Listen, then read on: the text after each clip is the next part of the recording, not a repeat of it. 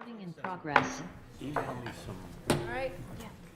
Good evening and welcome to the April 2nd meeting of the Historic District Commission. I'm going to introduce our commission here tonight. To my far right is our alternate Larry Booz, Good evening. Dr. Dan Brown, Good evening. Martin Ryan, Good evening. Vice Chair Margot Doring. Hello. I'm Chair Reagan Rudig. I have Isaac Gilbo from the Planning Department, Good evening. John Wyckoff, Good evening. and David Adams. Good evening. Rich Blaylock, who is our city council rep, should get here at some point this evening, just be a little bit late.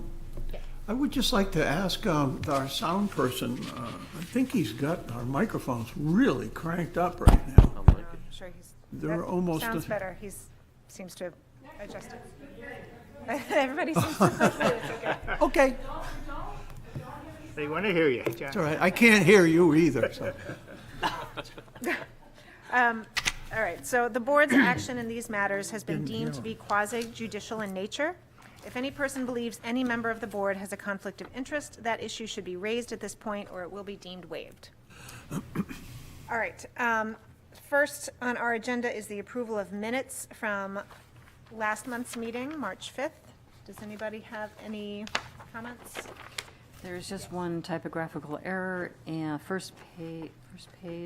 second page, item number 6, it says charger instead of charger. Okay, so That's it. a little typo. Any other concerns or comments? Move to approve. Thank you. And a second? Second? All right, all those in favor? Aye. Thank you. All right, chair votes aye. We have a lot of administrative approvals tonight, and then only one work session public hearing. So it should be a fairly early evening, and this is the only meeting this month, which is also nice. So let's go through the administrative approvals we have. They're also a little bit of a complicated list because we have a lot of recusals and questions. So Take 111 state out? how should we? Um, Isaac, I'll well, let you- we have one, two, think three, it's gonna four. We be have 5 items that are either recusals or just have a couple of maybe extra questions on. So I think we should maybe handle those first individually, and then we can handle the remaining items as a full list. If that works. Okay. The first, so the items we'll be pulling out to go individually will be item number 4, item 7, item 8, item 9, and item 10. So starting with number 4, 235 Marcy Street, I'm just going to share my screen quickly.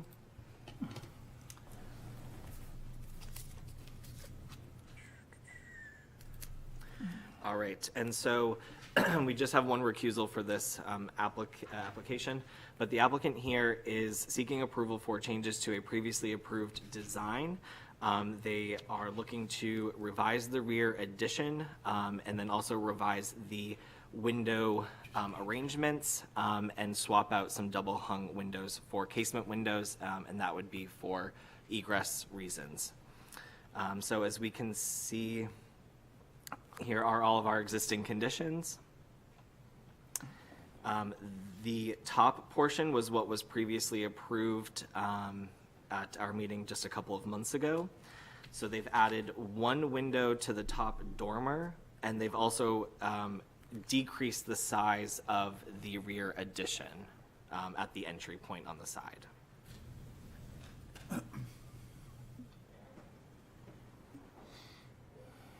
All of the windows that are changing to casements will be the same size in the same locations, and they will look as a double hung from the same manufacturer. I had no issues with this. Okay. Anybody else? Same. Yeah, Okay, I'll make a great. motion to approve as presented. All right, is there a second? Second. All in favor? Aye. Any opposed? With David recusing. Yes, David is recusing, and chair votes aye. Okay. All right, thank you. We will go down to item number 7, which is 2 Congress Street. And the applicant here is seeking approval for the removal of electric meters on the side of the building and then to relocate those to a freestanding, I guess just sort of stand adjacent to the building. There are currently about 3 electrical meters pictured here, and some other existing gas service, which will stay. The idea is to take those off of the side of the building as they need to be upgraded, and would be to hide them behind this sort of wooden panel. The front of the panel would have some signage as shown, and then the back would conceal all of the upgraded electrical equipment. This would also, for the future, this would save the building from having additional equipment added, as it could be swapped out to this panel here. I think this is a great idea. I totally agree. I think this is a wonderful concept. The questions that I had was regarding the choice of material. I see there's a lot of PVC listed. The detailing on the sign is not really clear, you know, the type of trim it's going to have. It's very rudimentary. And the back, I'm assuming that the back is not going to be enclosed, because usually these meters have to be open. So my question was whether there would be a return on one side, on the street side, that might just shield a little bit. It won't shield completely from the view as you're coming from the rear of the church, but at least from the front walking up through Popovers, it would shield that a little bit. So those were my questions and concerns. I think we could use a little more detail on what this sign is going to look like. It's in a very prominent location. Madam Chair? Yes.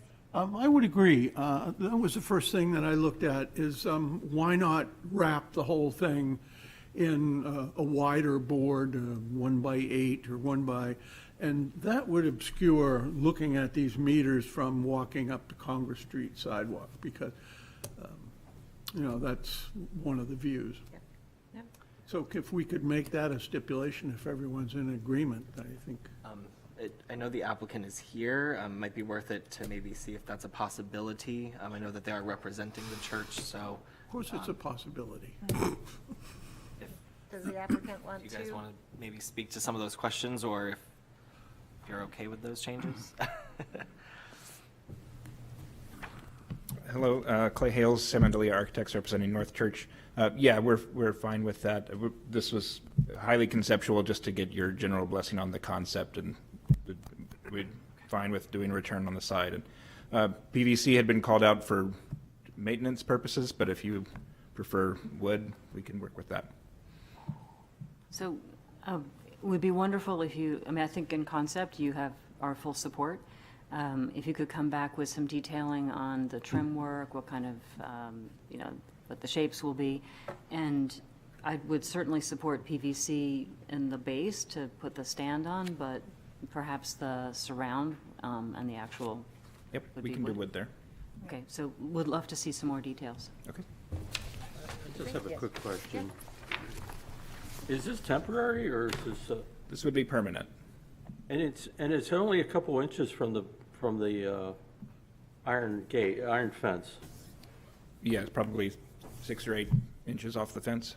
Would it be better if it was more like 18 inches, so that you could see it a little better? We're sort of, I'll have to work with the electrical subcontractor to see how far we can get it off the fence. It needs to be a certain distance away from the gas meter, Sure, understood. but we'll get it as far off the fence as we can. I mean, it already is not an ideal situation, so I just thought maybe it would appear a little better and more fixed, more of a permanent thing than it looks kind of temporary the way it's so, pushed up against the rail. Thank you. Anybody else? Just to go a little bit further, I've sort of looked at the image, at the thing myself, and I was struck by how tight it was going to be to get the conduit from where it comes out of the building to this location. And I think that that's going to ultimately press the issue as far as how far you can get this thing away from that. And up against the fence, it was almost in direct line with where the conduit comes out of the building. And that, I mean, that's a big deal.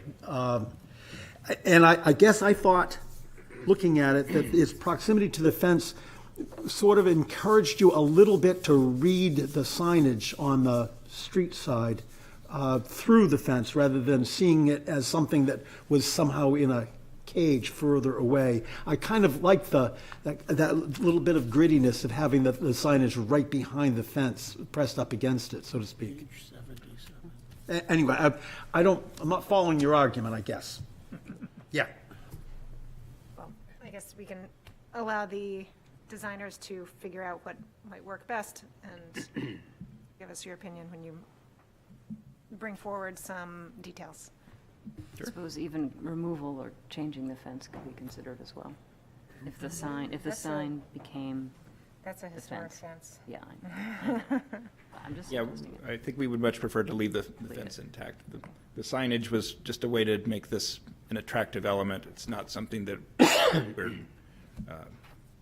we're really seeking. I mean, there's plenty of signage on the church as it is. It's just trying to make this Best of a good dress up the pig a situation. little bit. Yeah, no, and I think that, for the health of the historic building's exterior too, taking those off is certainly a lot cleaner and better for the long run, so. Great idea. Just to complicate a very simple issue, wouldn't it be better if it wasn't a sign and just something neutral that didn't draw much attention to itself? And I'm done. I like this one. So,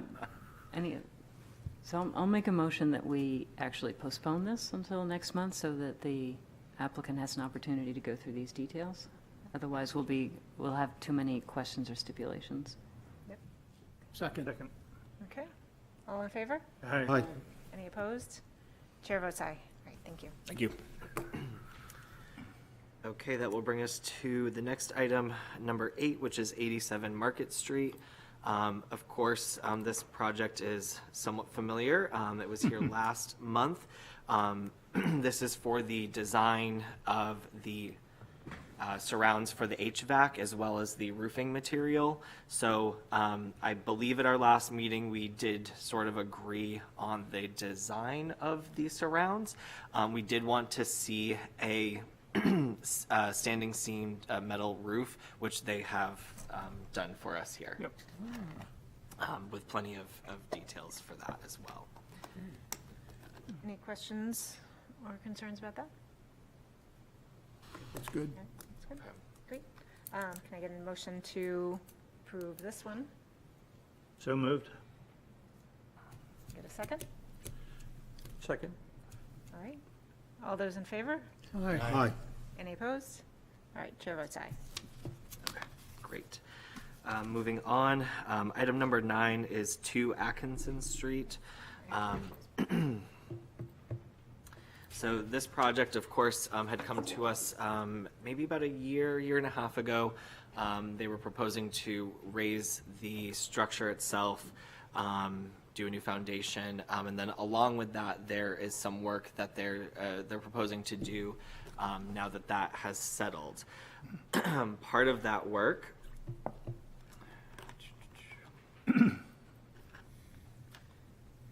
is to restore the front pediment and doors on the existing building, to restore and replace portions of the fencing that is there. There was an existing side sort of weather enclosure that is no longer on the building, but they would like to bring that back. Furthermore, there's some in-kind work to the roofing and siding that will need to be done.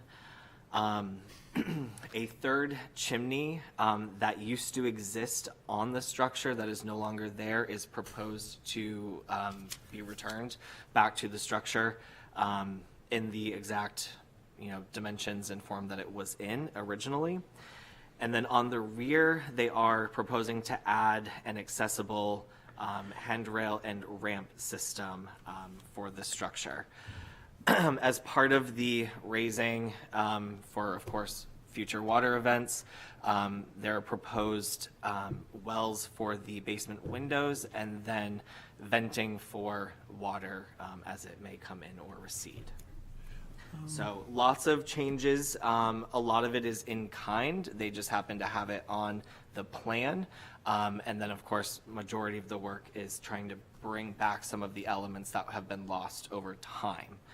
I know the applicants are here, so if there are further questions that anyone has about, specifics to the history of the structure that I can't answer, they are here for that purpose. Vice Chair, I have a question for him. Yes. Yes.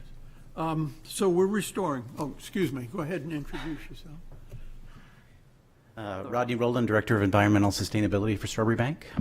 Okay, so you're going to the effort to restore the front entry, the portico over it, or whatever it is, and bring it back to, is it something that you found in the past? Yeah, so let me just do a little introduction. When I was back here, I believe it was in November, and got approval.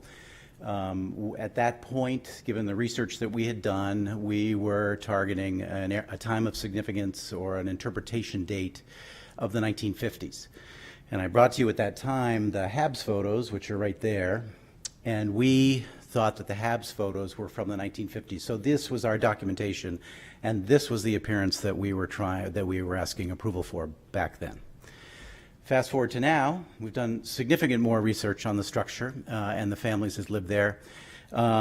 We have an opportunity to tell the story of Geraldine or Jerry Cousins Palmer, who was a black woman who lived in the house from 1937 to 1943. Our curator actually had an opportunity to meet with her several times before she passed away in 2020. So we have a lot of oral histories. Since her passing, her daughter has shared with us family belongings, photo albums.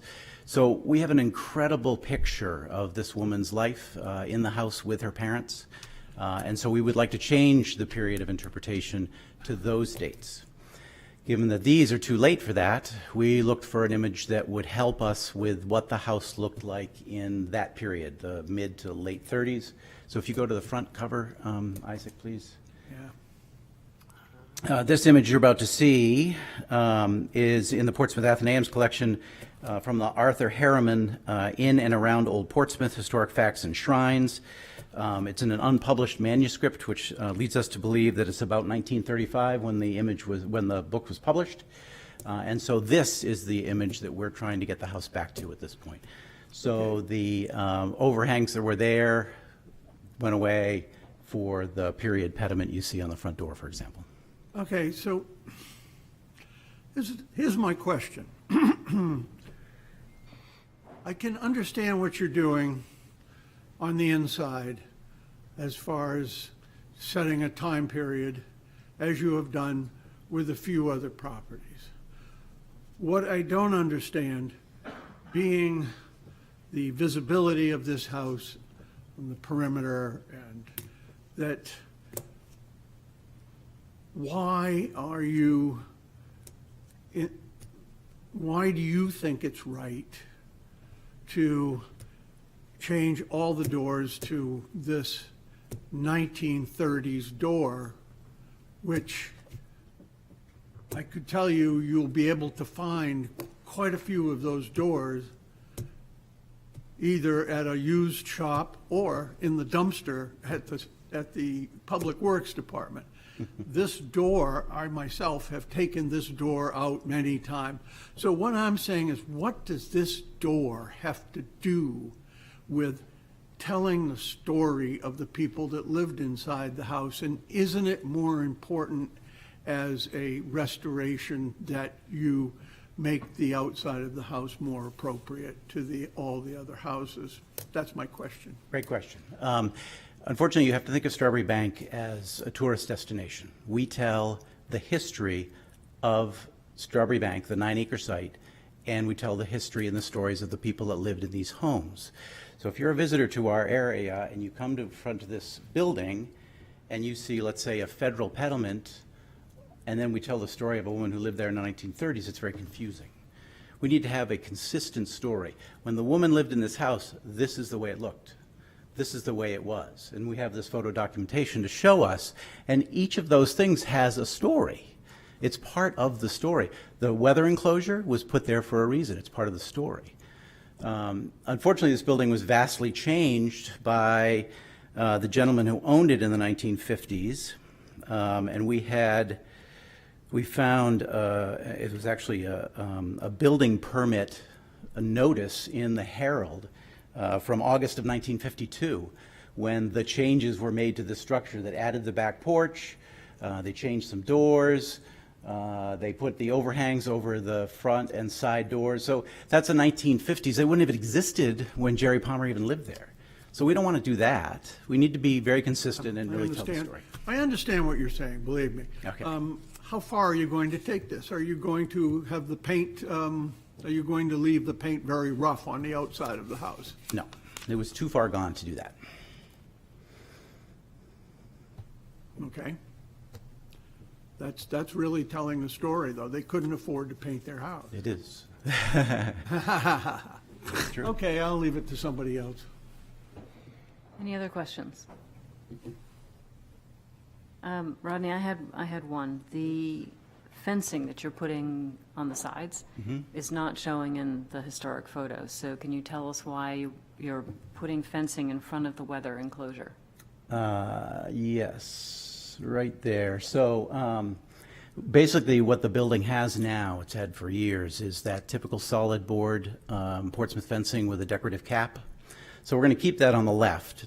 It's unchanged. We're just going to repair it because it's rotted.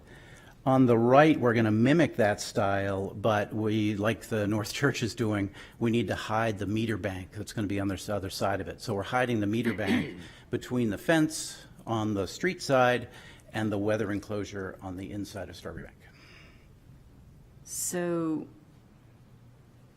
in this particular case, we're sacrificing the exact view that you have from that 1930s photograph to hide the mechanicals. Yeah. Basically. Okay. Any other questions? Okay. Anybody have an opinion? Or like to propose? I will make a motion to approve as presented if that's the opinion you're looking for. Looking for something one way or the other. Okay, I'll make that motion. And I will second it. Any discussion? Okay. All in favor? Aye. Any opposed? I'm going to abstain. Very good, thank you. I will vote aye. Thank you. Thank you, Rodney. Okay. All right, so that will bring us to our last item that's being sort of pulled out for a separate vote, which would be item number 10, which is 170 Gate Street. And I'm going to recuse myself on this. So the applicant here is seeking approval to use the Lifespan product for siding, where cedar was originally approved. And this would be on the right and the rear elevations of the home. The front and left side elevations would remain with the approved cedar. The idea would be, of course, to match all dimensions, as is and was approved prior. I did have them come in for the material swap, just so that everything was duly noted. Did Ann Whitney give you a reason for the swap? Or can we ask her? Isn't she here? I saw her here. And if you don't mind.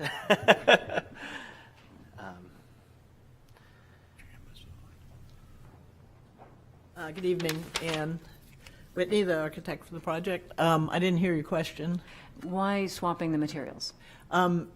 Partly cost. Pre-tariff cedar is $100.50 more per lineal foot than the Lifespan. I have samples of both if you'd like to take a look at them. They're, Yeah, that's $4.50 a square foot. Thank you. We've noticed before that when we had cedar on the front, and that was, I guess, the cement Hardy Boy, they did match up well. Do you have a makeup, or have you seen where? yeah, and they won't be Wonder- together on the front and the left side elevation. When the client did the renovations probably 8 or 9 years ago, they took the really bad clapboards off and then put cedar on, and then just hasn't been able to keep paint. So for the front and the left side, we're going to stay with the cedar because we're just finishing that job. Once you turn the corner between the corner boards, I think it would be pretty hard to, we're not going to mix them on an elevation. And we're actually, the builders and lined up for this, and we're trying to buy the materials before things get too crazy here. So that's why I'm here, even though the project's not going to start for several months. And what is lifespan? Made up. Is it pine or is it? Oh, it's a Rianata pine, New Zealand Rianata pine that's actually, it has a mineral spirit-based treatment, and then it's double primed. And I've been using it for a long time for trim and opposed to AZAC. And it just doesn't move around, and it's been a great product. And it's wood, It's wood. It's not, no vertical, no, synthetic. no joints, finger joints. It's a clear vertical, and they come in nice long sections, and it's just a really nice product. And this, in this case, this house is pretty normal 4-inch to weather, or a little bit less than that. Thank you. Good. So I can only assume that you are putting 3 3/4 or 4 to the weather. You're going to have. We're going to be matching what's there. You know, Yes. We have the, the example of it on the front of the building, and then when we take Yes. off the old aluminum siding. Right. Yeah. Thank you. That's the problem with mixing with the cement siding, is that it's hard to get that 4-inch reveal.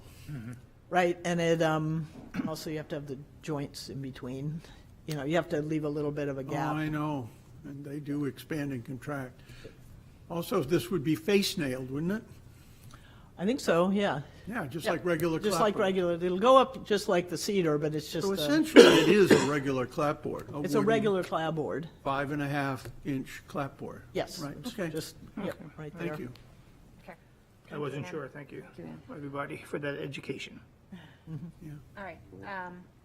Any other questions? All right, may I have a motion, please? I'll make a motion to approve.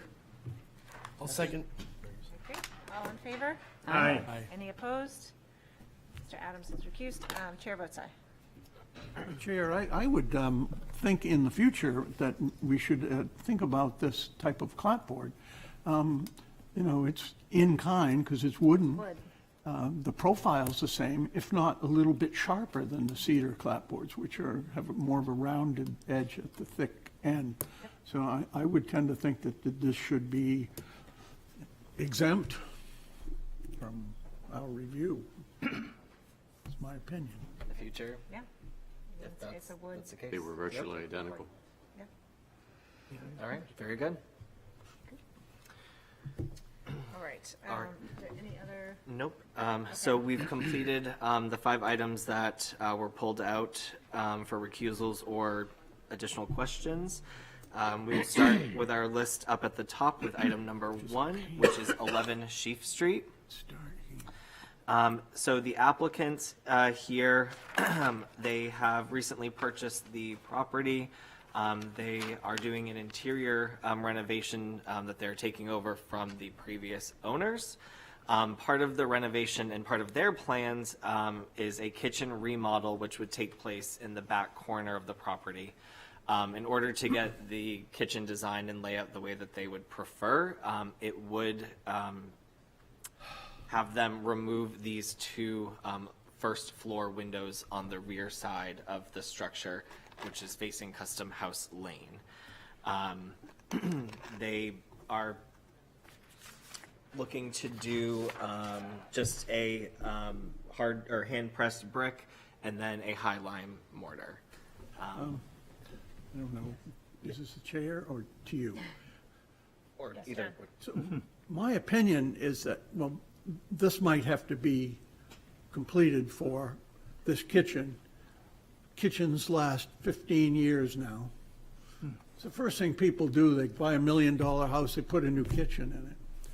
So my opinion is that if we were to allow these windows to go, that they should be infilled and the new bricks should not be put into the old bricks, that it should be set in 3 or 4 inches I think Mr. Adams could describe it better, and set them in so that that opening is still there. So then in the future, when somebody decides kitchens aren't cool anymore, you can put windows in, windows back. I'm in complete agreement with Mr. Wyckoff, except for the 3 or 4 inches. I think that 3/4 inch recess of the outside width of the brick would be enough to create the shadow line and maintain that separation of a window opening infills, but it certainly would go a long way toward preserving the existing brick. If they were to try to tie it in and make it look like it had never happened, then when the next owner comes along in a few years to chop those windows open, we'd be getting into more demolition work than is required for an infill like this. As far as the actual loss of the windows, it's hard to describe it as a loss to the community. They are in behind in a place where the sun doesn't shine. It doesn't mean that I think it's a great idea, but this is their wish. I don't have a huge problem in this case. Anyone else? I'm in agreement. Okay. Okay, though non-voting, I agree with Dave. I don't have a problem with it either. Particularly the window on the right is already partially blocked by the addition to the building. So, to me, that doesn't really matter. When I look at the curvature of the brick, though, and I actually didn't notice this when I first looked at it, but it looks like some work was done there at some point in time anyway, because there's clearly a separation in the courses of the brick, which, actually makes me wonder if there was not a different entryway there or something at one point in time. But in general, I think what they're doing is fine. I mean, if they don't want the windows, Yep. it's So the back of the house, so it doesn't matter. This is obviously an elevation that has changed at some point over time, so. Okay, great. If there are no other, So just that stipulation. just the stipulation that the infill brick be inset 3/4 of an 3/4 of inch. an inch? Yeah, whatever Mr. Adams said. And that we don't cut into any existing brick. So, okay. Great, that will bring us to item number 2, which is 44 Gardner Street. Again, this project was before us a couple of months ago for a public hearing. We asked them to come back for a couple of items, and we just have a few other things on the to-do list. The first thing was that we did want them to come back for the HVAC screening. That was actually the only reason we had them come back. They are looking to do a fence replacement as well. The fence is pretty deteriorated at the property. And then they are also just hoping to basically do a replacement in kind of the existing white aluminum gutters and downspout system. Here is the sort of case-style aluminum gutter system that they would propose, and it would just go on to the exact existing locations of the house now. Really wouldn't be any change, and it would be in the white color to match the trim. Just to show the different areas. Again, that's more of an in-kind replacement, and it would also be on the garage as well. Just to point that out. So we do have some photos of the Can you zoom Oh, in just so sorry. that Yes, the- of course. My the monitor apologies. on the screen? I'm so sorry about that. So as for the fencing, although still standing, there are lots of areas where there is rot, some areas where it actually is falling down and failing. And so the goal would actually be to sort of mimic the fence of the neighboring property so that they would sort of tie in seamlessly between the two properties. Just again, the existing conditions, and then down the side of the garage. And so this is the existing fence on the neighboring property that they would be sort of mirroring. Furthermore, these were the two placements for the condensers. So what they're proposing is to do a very similar style to the proposed fence, except the slats would be closer together so that it would block the view of the condensers sort of as much as possible while still allowing enough airflow. And just another view of that. And so again, this is sort of the fence style that would be going in versus the existing. So this is changing from a style with a open picket to one that has more slats and has a top on it. And that would happen all the way around. Jeff, if you don't mind Yeah, clarifying. Jeff if with I've said Duncan something Builders. wrong. Bernie's here with me. We're replacing in kind the existing fence between the museum and the property, not the fence that is from the corner of the lot to the museum. So we're keeping that style fence, and we're going to match it. We're replacing it in kind.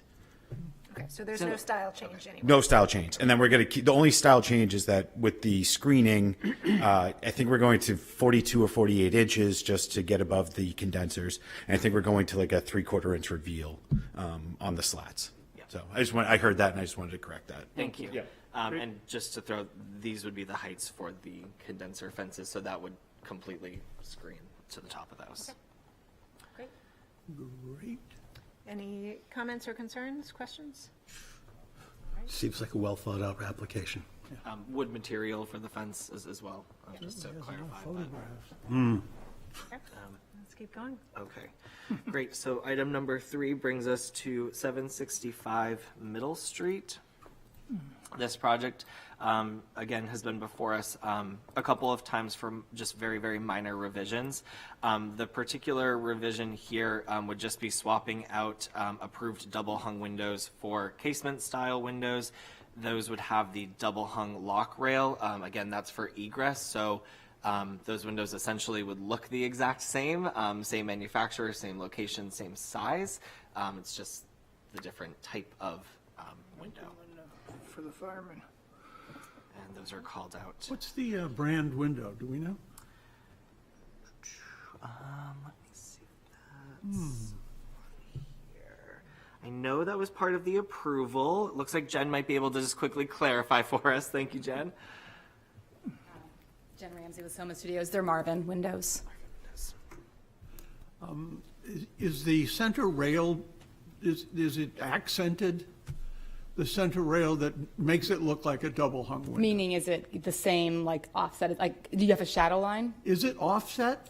It's not offset. No, it's just like applied. If I can use not the best word, but so it gives you the shadow line, and then you have the grills above.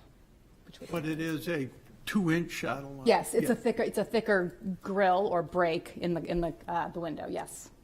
Thank you. Sure. Any other questions? Okay. All right. Item number 5 brings us to 53 Price Street. Of course, this project was before us last month. We asked to come back for a revision on the screened porch roof deck. So we have those elevations here. And basically it was to take out that additional sort of knee wall height, if you will, between the railing and the roof line. That's a nice change. Yeah, that came out nice. Okay. Looks good. Any questions on that, John, on this side? No? What page is that on? Page 67 out of 151. Oh, okay. All right, so that will bring us to item number 6, and that is 284 Newcastle Avenue. This project was before us for a new 2-car garage freestanding. About 2019 was the approval. I believe it was built in 2020 or 2021 thereafter. It was built with the intention that at some point the second level space would be finished for an office or some other type of use. So the homeowners are hoping to actually create an office. Part of the work that would need to be done is the existing window that sort of faces Newcastle Avenue would need to be changed to a casement window for egress.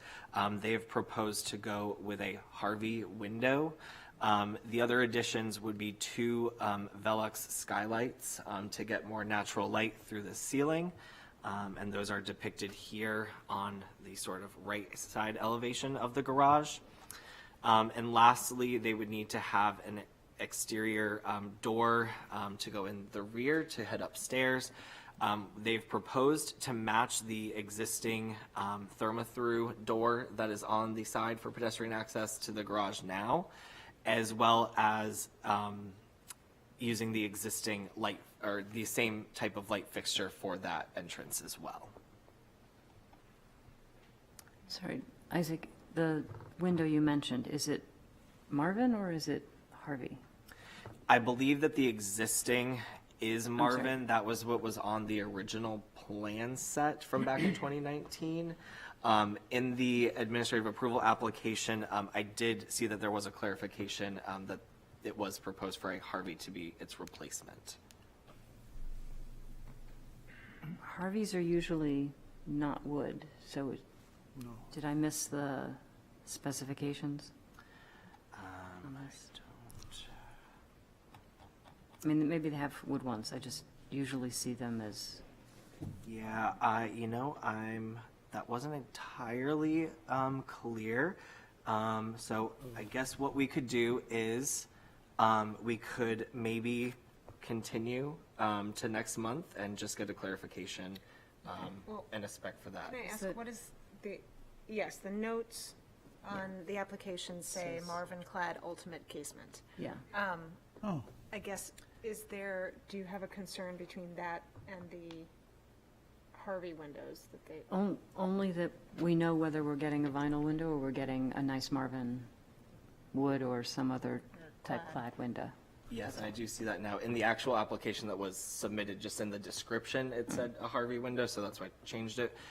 We could stipulate that if we prefer the Marvin window, that we stipulate Marvin casement, and then if there's any change, if they have heartache on that, that they could come back next month. I would be fine with that, because Okay. just the All right. One question. contradiction. Why is the second door so much higher? They do have, I think, just one or two steps that looks like that lead up to that. There is a slight elevation change, it looks. I think it's, if you go too far up, if you push the staircase, if you started at the bottom and have the whole of the set of stairs inside the building, they'll run into the roof on the other side. So this is the way, without putting a dog lake in it, to pick up a couple of inches of elevation outside so that they don't burn it up inside. Because it looks a bit, It's awkward, Symmetrical, it's awkward looking, I agree, but it's also far out of the way on a modern right, building. Yeah. and fenced. Okay, just wondering. Yeah. Thank you. There is this little sort of wood enclosure here. I believe they've got an outdoor shower there. And so that would block the majority of that new entry from the side view. Okay. All right, well, if there's no other questions, then we can move on.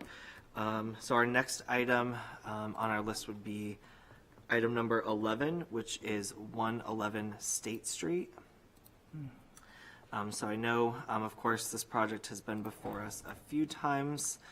We do have a few different changes. I'll just quickly read through the three sets of changes, and then if there are further clarifying questions, I believe the applicant is here, so I will read through those really quickly.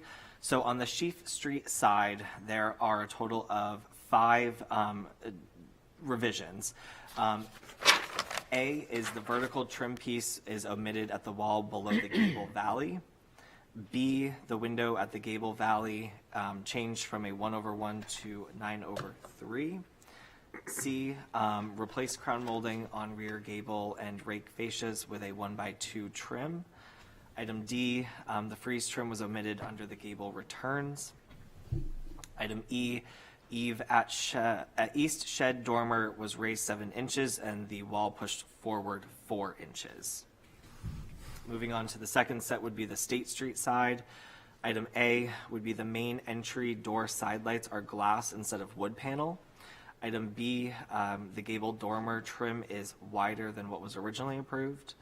Item C is that the east storefronts changed from 2 pairs of 3-foot wide to 1 pair of 6.5 foot wide with 16 lights instead of 32. And then lastly, on the Chapel Street side, the side door transom is 4 lights instead of 5 with side pilaster trim. So we'll quickly just run through each elevation. Here are the State Street elevations. We have the as-built versus the previously approved. Here we have our Sheaf Street elevation. Same thing, our as-built versus approved. And lastly, the Chapel Street elevation. So lots of changes here or there. Does anyone have further questions? I have a couple of questions, Sure. if you don't mind. One is anyone going to have any conversation about the orientation of the lights of glass and the sliding windows on the little brick federal building? Is anyone going to have any issue over the fact that that transom, that arched transom on the State Street facade of the little brick federal building, it doesn't have a wooden casing, that it's just a curved piece of, I don't know, some kind of transom-looking material pushed into an opening that it fits very poorly in. It's, otherwise, is there any issue with the total lack of a pediment on the side entry into the little wooden addition on Chapel Street? I'd also like to know when the 2 doors into the back of the building off Chapel Street went from 36-inch doors to 42-inch doors. I'd also like to know why I guess a personnel door or a back kitchen door in the back of the building on Sheaf Street is a slab door with 2 pieces of glass in it, rather than the panel door that we're looking at in the drawings. I think that this has come so far from the mark. I think that I feel I was not in great support of much of this stuff as it was developing, and at this point I find myself truly disappointed with the way it finished out. Well, it's true. I guess I don't know if we would like to have the applicant come up and answer some of the questions, because we do have more that's clearly different on here than is called out. John? I understand what Mr. Adams is saying about the side on the Church Street elevation. Unfortunately, I think that we did approve that without any top to it at all, which is rather odd. But I'm more concerned on the back of the building. The idea of leaving off frieze boards on the gable ends, to me, is a big mistake. The one thing that makes a difference between something that is older, for instance, if this were an old house, or the fact that this is constructed to look old, is underneath the gables there's frieze boards, and they're usually quite substantial, and they can be placed over the clapboards. So it's not necessary that somebody goes up there with a saw and a chisel and try to make a gap for them, but they could go over, but they make such a difference as opposed to just having a soffit and fascia, which is, the modern way of doing it. So I really have a problem with leaving off those frieze boards. I'm not sure, because it's so hard to see this dark brick building, what Mr. Adams is talking about with the window, the half round over the door. Usually they are just placed in the brick opening. No, they're not, Mr. Wyckoff. They're in jambs. If you looked at the They're building in next jambs, door, okay. there's a curved jamb that extends up, and the transom is set on the inside of it. But it's very different from the way it's presented here.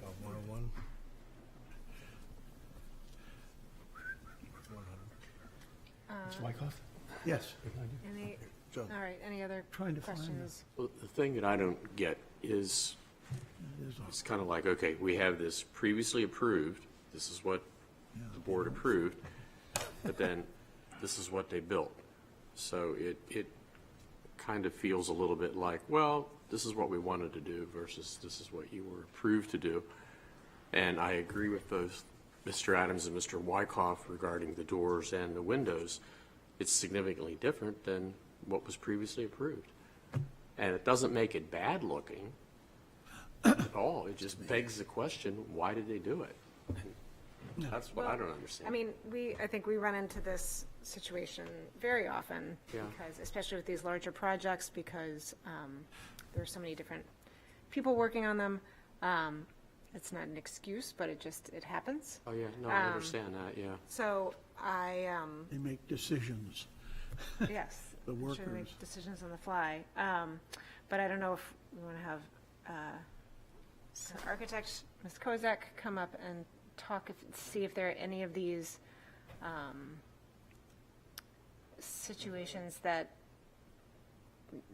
might need to be changed again, if anyone has concerns. Well, and I think there's some, Madam Chair, I'd just like to say I was just shown a photograph by Mr. Adams of that round top window in the brick opening, and it is a problem. It is just the window, and so it does not have a jamb that it sets into, and then that is placed into the opening. It's awkward, and it's not right. I would also like to remind you, maybe you were around way back on the Martingale project, but they put a rounded window to emulate the one that was on the original Martingale building. They put a round top window, and it was just so poorly installed. They actually had it out front, close to the brick surface, and the whole thing was a mess, and they had to change it, you know. It was painfully obvious.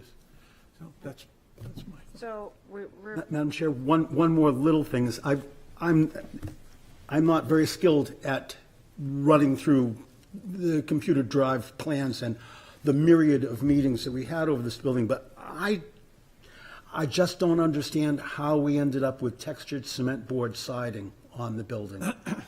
And I mean, you mentioned the idea of putting a trim board over the clapboards. It's cement board. Yeah, but you could still go over. When does this commission permit textured cement board siding? That's my question. How did that happen? We have a number of times, Mr. Adams. You know, not the textured, we almost always stipulate that it's smooth. smooth side out. Did we not have that This is conversation? textured. It's Or is this a possible that- decision that was made by a workman? Well, I mean, that was not something that I was Yeah. aware of, Anyway. so we have to look back and see what the original approval is. Yeah, good luck with it. Yeah, this is a really Okay. complicated one. So, but I have a few problems with some of the things the way it ended up. You said these 16 light sliders that have the horizontal glass that's just not, it doesn't look, it's not right. It's not what we would ever approve.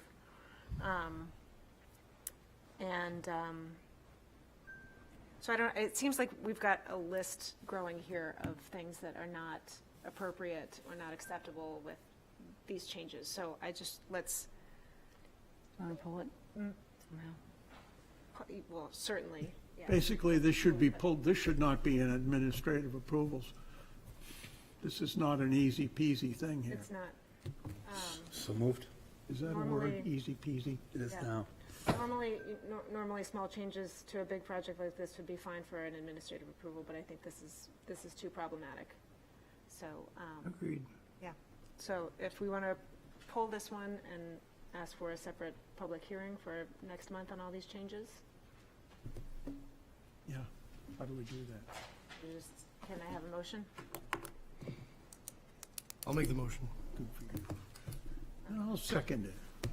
So could we just clarify that if it's a public hearing, do the applicant have to file a whole notification process? Is that what we are expecting? I think that there are enough issues in this particular case that it needs to come back for more Okay. of a discussion. They've got all the application here, they just need to file for the, Just clarifying. Madam Chair, I hate to, bring up one other thing, but we did get some letters. And one of the letters had some photographs of all of the HVAC equipment on the roof, right on the edge of the roof.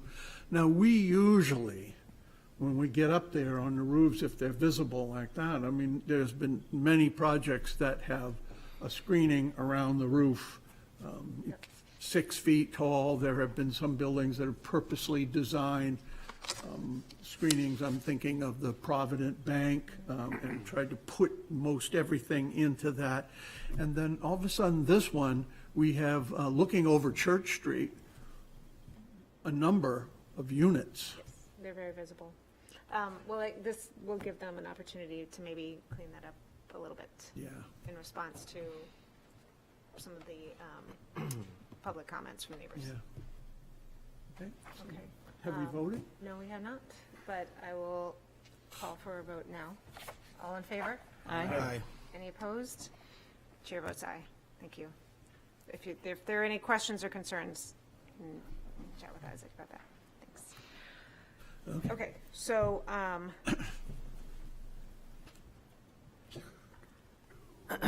where are we now? 12. All right, so so moving on, we've got just 3 more admin approvals. Bear with us here. Item number 12 is 258 Maplewood Avenue. Again, this project had come to us for a work session and also public hearing. It seems to be that the project that was approved is going to be considered in phases. And potentially not all at once. And so therefore, over time, we would get to what was originally approved, but there would be certain times in the next couple of years where other changes would be made. I think I would maybe prefer to have the applicant just walk through a couple of the phases themselves. And then if there are any changes to what was previously approved into each of those phases, we can kind of talk about that. Good evening, Tracy Kozak, Arcove Architects. Isaac is correct. The project will be phased out over a few years to make it viable for the owner. So I'm happy to walk you through the stages. And on the front, there are a couple of, so it tells you what aspects of this is all the rear addition, basically. And what aspects of that are phase 1 versus 2 versus 3. In general, phase 1 is rebuilding the back porch, phase 2 is the chimneys, and phase 3 is the dormer, in brief. And the underlined items are revisions to what was previously approved. If it's not underlined, it was previously approved as it is, no changes. We're just telling you the timeline. Okay, so to walk you through, that's the existing. So the back of the building, the photo on the upper right, that's where the bulk of the changes are. That's the porch. The owner wishes to rebuild. The owner would like to rebuild the stairs. Previously, the stairs were not in the scope, but it's found they're not wide enough. They don't meet code and they're falling apart. So we'd like to build them 8 inches wider, a little bit further out to the parking lot, a little bit wider so they meet code. And remove, one thing is to remove that center post that you see that's existing. And that's the bulk of phase 1. We would include building the 2 vertical piers to either side of the porch as was previously approved. The roof would remain in phase 1, but we would add that additional 8 inches sticking out to cover that extension to get the code required width of the stair. Oh, and then also, there are a few other things in phase one. The owner wishes to replace the existing windows. The existing windows are all vinyl replacement windows that were put in about 20 years ago, and they're failing. He would like to replace them with, I believe it's Marvin Ultimate windows, as noted on the drawings. Can I ask a question? Of course. Well, it says here, use Anderson Woodwright windows instead of Marvin. I'm sorry, it's Anderson, Anderson Woodwright. I'm mixing up projects. Okay, so it is Anderson. Anderson Woodwright with the Fibrex. Right, No problem. okay, thank you. Question. Yes. Yes.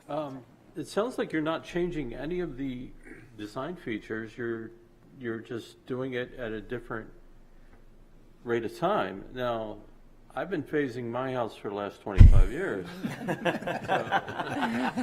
So, is it a suggestion that if we approve this tonight, you have an application, you have a building permit that goes on for, in my case, 25 years? I don't think it's going to be quite that long. There are some subtle differences, though, like the 8-inch extension of the roof on the back.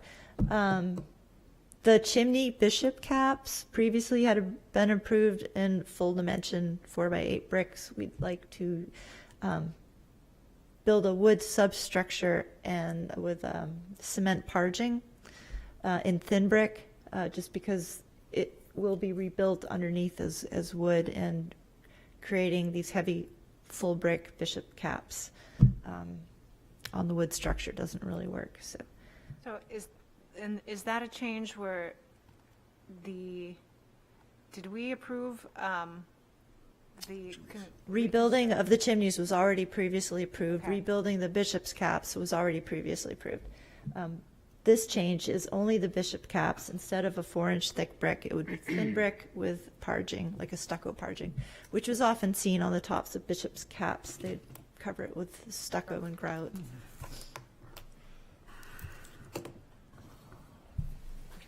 The only other substantive design change is in phase 3 with the dormer addition. There previously had been symmetrical roof decks flanking that back dormer. The owner wishes to enclose the southeast roof deck with wall and windows and eliminate the railing on the flat roof. Do we have Is that, That's one of the very last pages because it's phase 3 at the end. so are we being asked to approve changes to phase 3 Yep. at this time? So you can see on the bottom, exactly, on the bottom right, where the red cloud is circled, the corner of that dormer with a window. That's a change. It used to be symmetric with the left with an open porch with a post.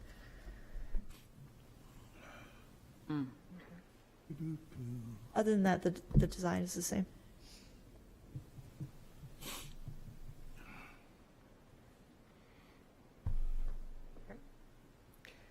Any other questions or concerns about this? Okay. Well, hopefully this isn't a 25 years phased project for you. I think most of us probably, if you were in an old house, it's an unending series of phases. No, I was hoping to do it in a year. I've said that too. Yeah. Okay, so if there are no other questions or concerns, then we'll move on. Item number 13 is 408 The Hill, unit number 6-17. This project was before us last month for windows and HVAC with line sets. Unfortunately, the owner is out of the country, so would not be able to be here or wouldn't have someone to attend for the window portion. So we removed just the HVAC portion out of that. Originally, they had, and I had them draw, so the original design was to go from the condenser right just underneath or adjacent to this window, straight up and then over to window number, looks like 19. We had suggested at the meeting that the line set actually maybe go underneath this wooden structure and then come up the side of the trim and then come underneath the roof line and go in. I did receive an email today from the homeowner, just one second. So unfortunately, I didn't have a lot of time to look into this.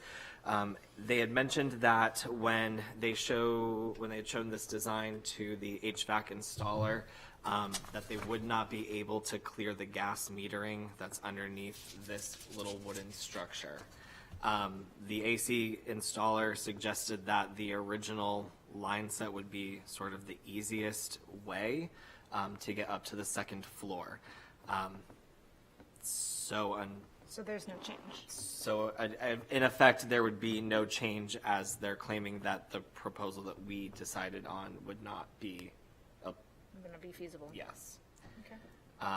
I do know that the folks are sort of, without sufficient heat because of that.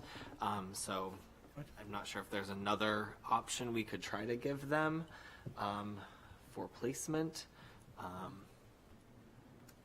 Yeah, I have a big But problem. unfortunately, I don't have them here, so I don't have the ability to ask them questions. I mean, this elevation is already A mess. covered with different utilities. It's my opinion, and I've said this before, but I don't have a huge problem with these line sets. They're not attractive, but they're totally reversible. There are 2 holes at most in the building. Otherwise, it's just attached to the outside and it can be taken off. So, it's not like we're mucking up a pristine elevation here for good. But that's my opinion. I don't know. So, okay, windows are not in this application at this. No, not, Okay. yes, correct. Then the We'll question, visit that next month. the question is, why do they not just put the unit, say, under the magic marker 21 symbol and go straight up and in? Will it be too close to the gas meters there? I don't think they can put the units underneath a window. It wouldn't be underneath the window, it would be between the gas units and the window itself. Is it- And you can put them under a window, but It I'm would saying, make sense. But can you put it that close to a gas meter? Probably not. I don't see why not. Yeah. I don't think there's a particular clearance necessary for a gas meter. To go all the way over on the other side and do a 90-degree angle, I just need an answer to that. That doesn't make sense to me. So I'm in agreement with you, Madam Chair, especially if these line sets are painted, and I am assuming that we did get that. So these line sets will be painted the same as the clapboards. I find no problem with this application. They said it would kind of match the other line sets of other buildings in Strawberry Bank the Hill, excuse me. So, I mean, if this is really the only option that they can come up with, then I don't see what we can do. I guess if they want to do it this way, I would say at least put the line set as far to the top frieze as possible, so you don't have like this weird Yep. gap in Yeah. the clapboards. and of course, painted to match the siding. Yes. And I'm assuming there will be some sort of screening for the unit itself. We can stipulate a wood screening of one of our kind of 3 sort of options. Yep, so there'll be a second stipulation, a wood screening. Too bad they don't screen the gas meters, but. Look at that. Okay. If there's, do we need to vote on this one separately? Is there concern for support for this one? Because it's Yeah, I think they tried, and I think if they go all the way up, at least half of it's less visible now. If you're willing to pull this out, I'm willing to vote no against it. Okay, that's fine, Yeah. that was my question. Okay. Let's go ahead and pull this one out right Okay. now to vote on it. Yep. So, can I get a, motion to approve just, number 13? Yeah, a motion to pull out number 13, is that what you want? Yeah. Just to approve. Oh, just to approve number 13 as a separate item? Okay. I'll second.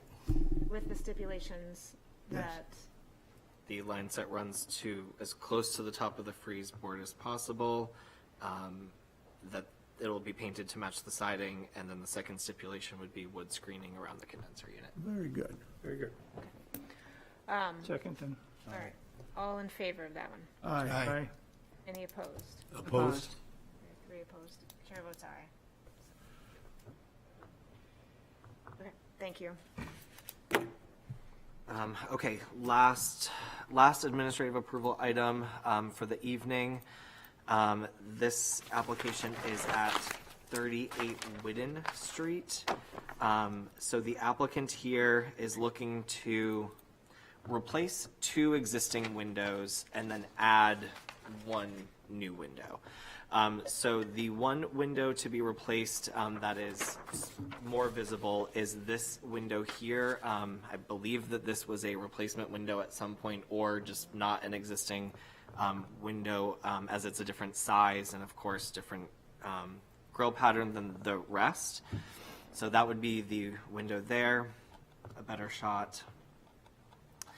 And then furthermore, inset of the screen porch, there's an existing double hung here, which is actually very similar to the one on the side elevation. The idea is that that window would be replaced, and then a secondary double hung sat right next to it, which would allow for additional light into the rear of the home. The homeowner would like to match these 3 new windows to the 6/6 grill pattern and to the same size as all of the existing windows that are on the property. They did, and so here's a better look at the front windows. We're all 6/6, so they're just trying to get those other few to come into compliance. And what are those windows? Are they replacement from before? Vinyl? These look like vinyl replacement windows. So, you know, and they did present to go with a vinyl double hung window option. This would be I believe it was the Matthew Brothers Walcott Series 6/6. And again, that would match the other vinyl windows that are on the property. Did this also, I don't have it in front of me, say the grills are between the panes? Yes, so it says, sorry, in the description it was grills between glass with built-in J channel. I mean, I understand that they're not matching original windows, and those are vinyl windows, and perhaps that is replacement in kind, but we are always trying to get people to consider the way the building had been and to move towards non-vinyl windows as these first steps seems to me to be a good idea. May I just throw in that this is a classic wrapped house. I think save it for another time. The windows that are there throughout the house I think are all plastic now. Every bit of wood on the building has been covered with some sort of aluminum. The building's been sided. There's even plastic grilled work under the porch. I mean, it's everything. This is the dream from the 70s. I don't think that you're going to win anything, and I think that if you got them to put in a very appropriate for the building and community window in the back, that would get thrown away when whoever comes along with any panache and replaces all of the other windows. So you're saying I think it's a waste of just time. let them go ahead, and then when a person comes along, or when this person decides it's time to redo, we'll address it I think the then. argument would be a lot better in general. And I'm not trying to say that that makes all of the horrible things that I've said to other applicants go away, but there's just no point in loading the gun at this one. I agree, and, you know, as we've already seen tonight, vinyl windows fail in 15, maybe 20 years, so these are gonna have to be replaced in the not too distant future anyway. So, and which is unfortunate, again, because then you're just adding plastic to a landfill. But, yeah,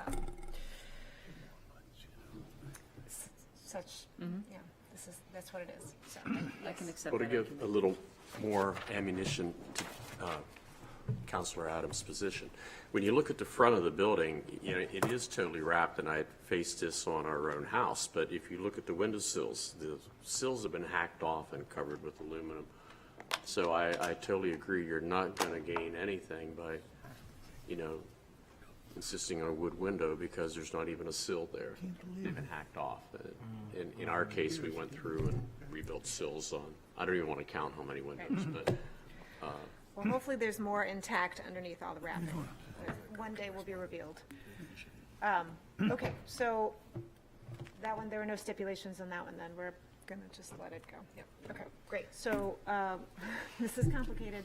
Let's do just a quick run-through of what we're now voting on. And if I seem to miss something, please feel free to jump in, because there's a lot of notes here.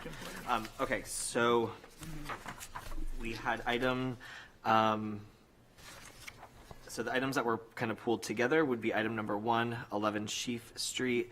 We had a stipulation that the window infills be inset 3/4 of an inch, and that there shall be no removal of any existing material to add in the infilled brick. Item number 2, 44 Gardner Street, we did not have any stipulations. Item number 3, 765 Middle Street, we did not have any stipulations. Item 5, 53 Gray Street, again, no stipulations there.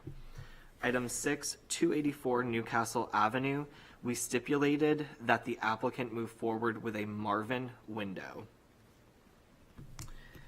Then we got down to item number 11, which was 111 State Street, and I think we pulled that out separately to vote on it for next month. Yep. Sorry about that. Item 12, 258 Maplewood Avenue, no stipulations. Item number 13, which was 408 The Hill, unit number 6-17, we had the stipulations that the line set go up to as close to the frieze as possible, that they shall be covered and painted to match the siding, and that the HVAC condenser itself have a wood screening. Item number 14, 38 Whidden Street, no stipulations. Great. Can I get a motion to approve all of these administrative approvals? So moved? Seconded? All right, thank you. All in favor? Aye. Any opposed? Chair votes aye. All right. So, first of all, and I probably should have read this off at the beginning of the meeting, but we do have a few postponements. First is and we'll get a vote to accept these, is public hearing. A, request to postpone to the May 7th meeting is the petition of Paul R. Delisle Revocable Trust and Rosa Z. Delisle Revocable Trust, owners for property located at 408 The Hill, Unit 6-17, which is what we just voted on, but it's the windows. So we're going to postpone that to next month.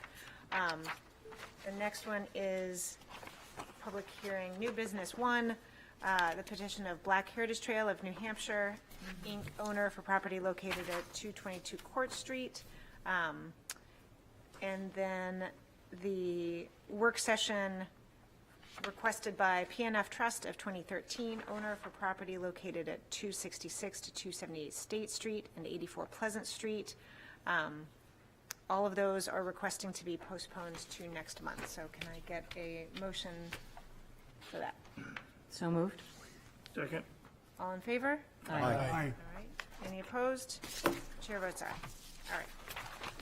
So now, all that's left is a work session public hearing requested by 445 Marcy Street LLC, owner for properties located at 445 Marcy Street and 20 Prey Street, wherein permission is requested to allow the demolition of the existing candy store structure and the new construction of a single-family home with detached garage at 445 Marcy Street, and the new construction of a single-family home with a detached garage and accessory dwelling unit at 20 Prey Street, as per plans on file in the Planning Department. Said property is shown on Assessor Map 101 as lots 3 and 3-1 and lies within the General Residence B and Historic Districts. All right, so since this is a work session public hearing, would you like for us to come down for a work session? Okay.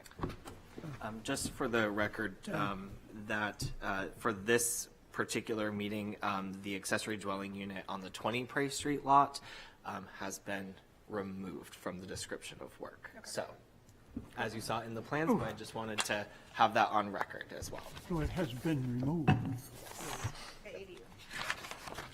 We're going to hear all about it. Okay.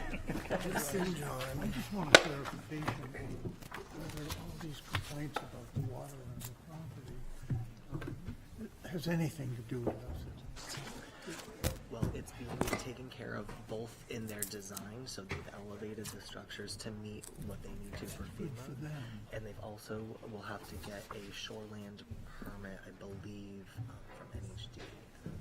So there might be some involvement there, but otherwise it is not our particular purview per se, okay? Every letter.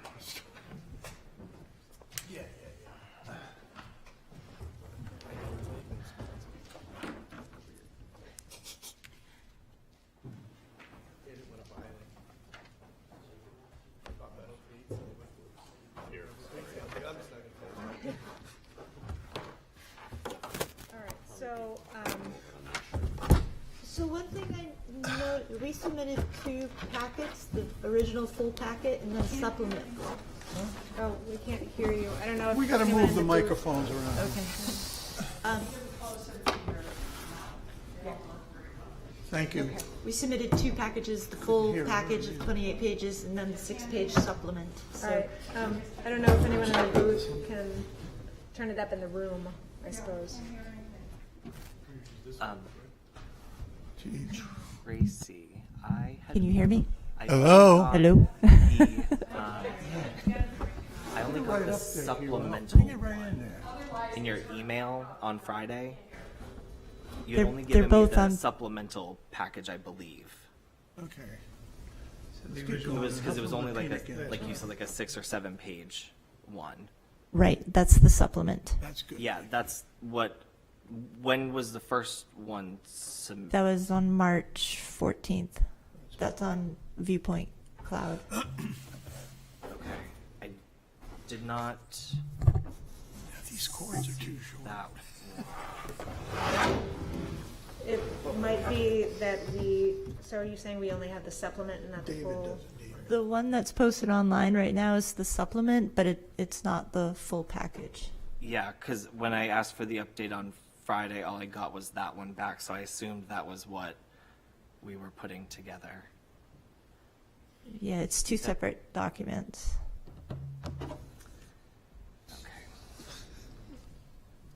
Is that one changed from the one that we looked at last month? Yes, Oh, okay, this is so different. not a lot, but it has. Over the actual application. No, I didn't The see only change in the supplement is to remove the ADU.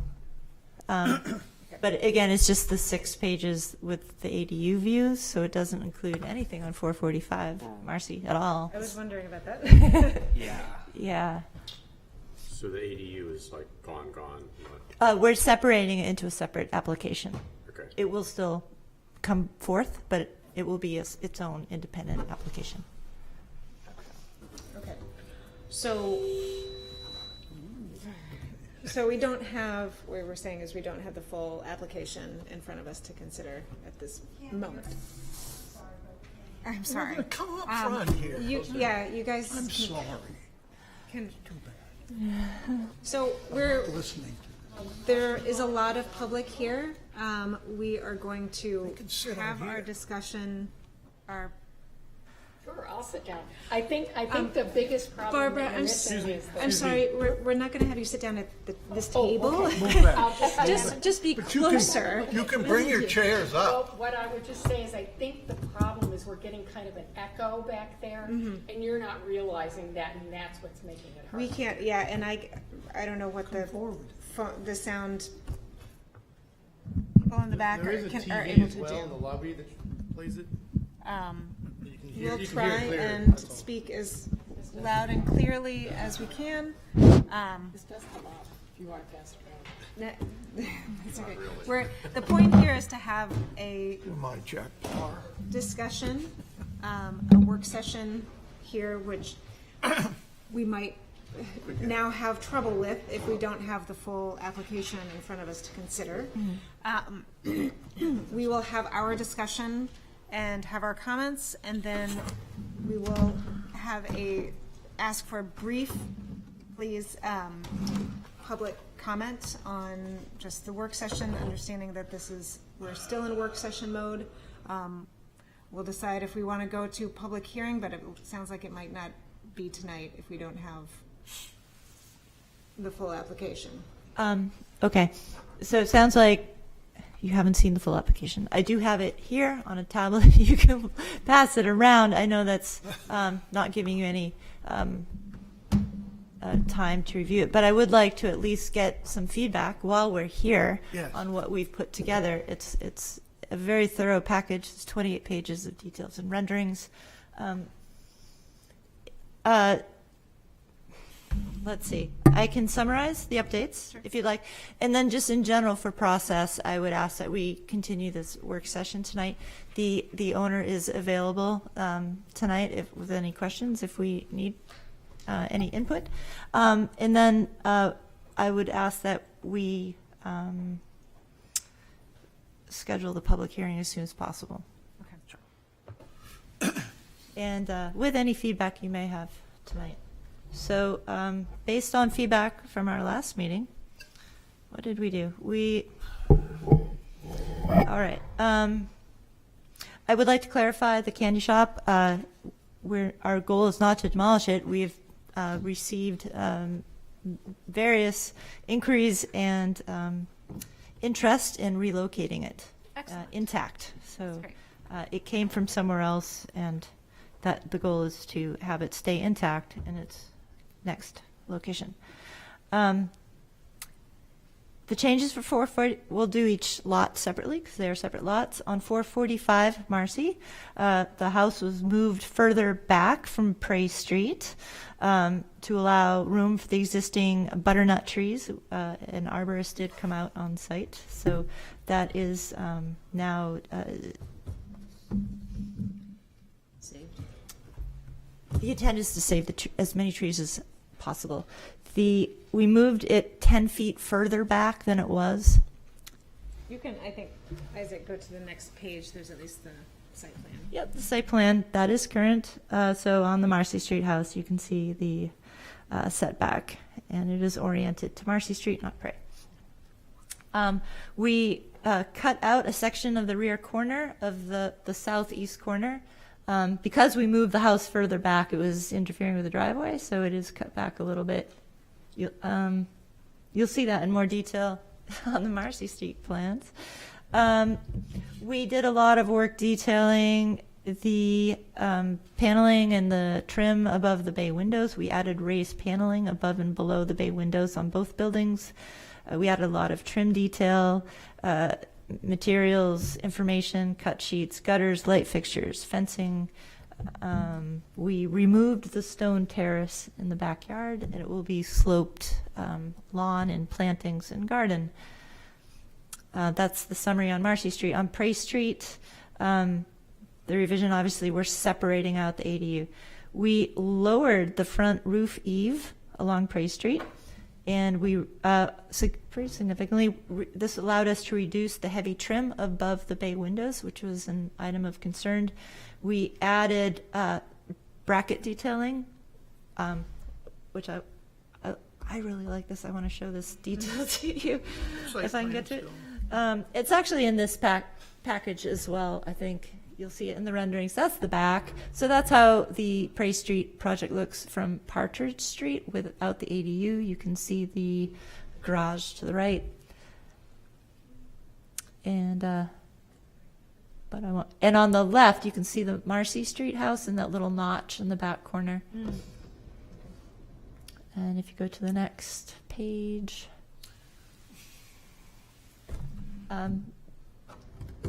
the only change to the plan on the Prey Street is that the garage moved a couple feet closer to Prey Street so that we could save the trees in back of it. We removed the steps on the west property line so that they don't encroach in the step backs. The porch is a few feet higher than grade, so we're just not going to have steps on the west. The steps will remain to the right as previously shown. No changes to this plan. And the same, no changes to this plan. The front rendering is not in this package because it didn't change. What's that? What did you say? The front renderings are not in this packet. Oh. This is a supplement to the original, and the original is not in here. Yeah, I would think we would definitely need the front. Yeah, no, we have, this is a 30-page application. I would not expect you to approve it without the full documents. This is the Prey Street. Happy to pass that around. And you can see the bracket details, and we lowered the roof on the front. That whole roof eave came down about 2 feet, and we added the bracket details, brackets, which transition at the corners. So the bay windows hit at a 45-degree angle, and the roof is square. This is a detail that exists right across the street on the Queen Anne building. It has a 45-degree bay window with a square roof. And what they did there, right across the street, is 2 scrolled brackets that come together to transition from the angled bay to the square roof. It's more ornate. It's a Queen Anne style bracket. This is similar, but just a little simpler. But the same details across the street on that. It's got to go this way. Can we keep that? We added a slight, so as previously presented, the upper gable stories are shingles and the bottom is clapboards. And we detailed the transition between those with just a slight tip out of the shingles above and the little crown molding below, which also exists on the house across the street. So we're trying to pull in some of the details of the surrounding context. Do you still have the 9-foot ceiling height? We haven't detailed that in this set. But if you had 8-foot ceilings, wouldn't that bring everything down? Shorter ceilings make shorter buildings for sure, but we only have, Yeah, the shorter ones. ceilings. I like that. That sounds good. Yeah, so everything around here, of course, are basically 2 or 1.5 story buildings. So this is, except the house across on Marcy Street, which is a 1-story cape, which you used to live in. So yeah, the change in massing from last time is that front eave got lower on Prey Street, and we notched out a corner on the back of the Marcy Street house. Details.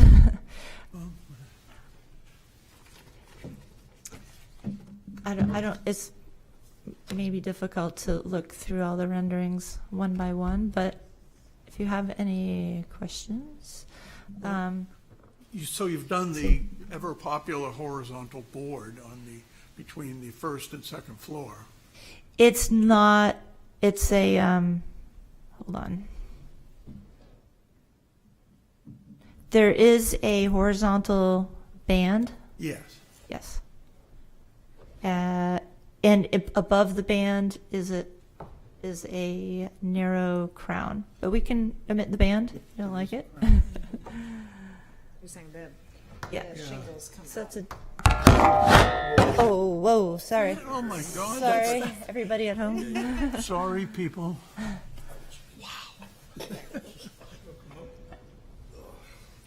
Yeah, I can. So, do all your presentations go smoothly like this?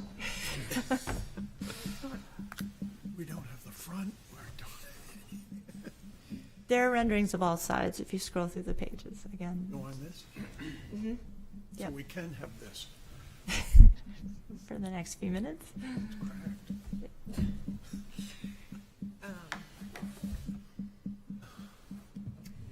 Any other, as we're passing this around, any other differences or changes that were made since the last time? Those are the only changes. The rest is just additional details. There are section details, trim details. The roof shingle has been selected. It is a certainteed triple laminate, and the color is in the back page. The windows are aluminum clad Marvin Ultimate, and wooden railings, wooden picket fences, which are also detailed. The siding is wood, clapboard and wood. All the trim and siding is real wood. There's no synthetic materials. So you're, all, the entire second floor, all dormers or whatever, is all shingles? The second floors are proposed under the gables are shingle. Well, that's it though, isn't it? That's everything. I'm sorry. There you go. Okay, never mind. Any questions or comments about, I mean,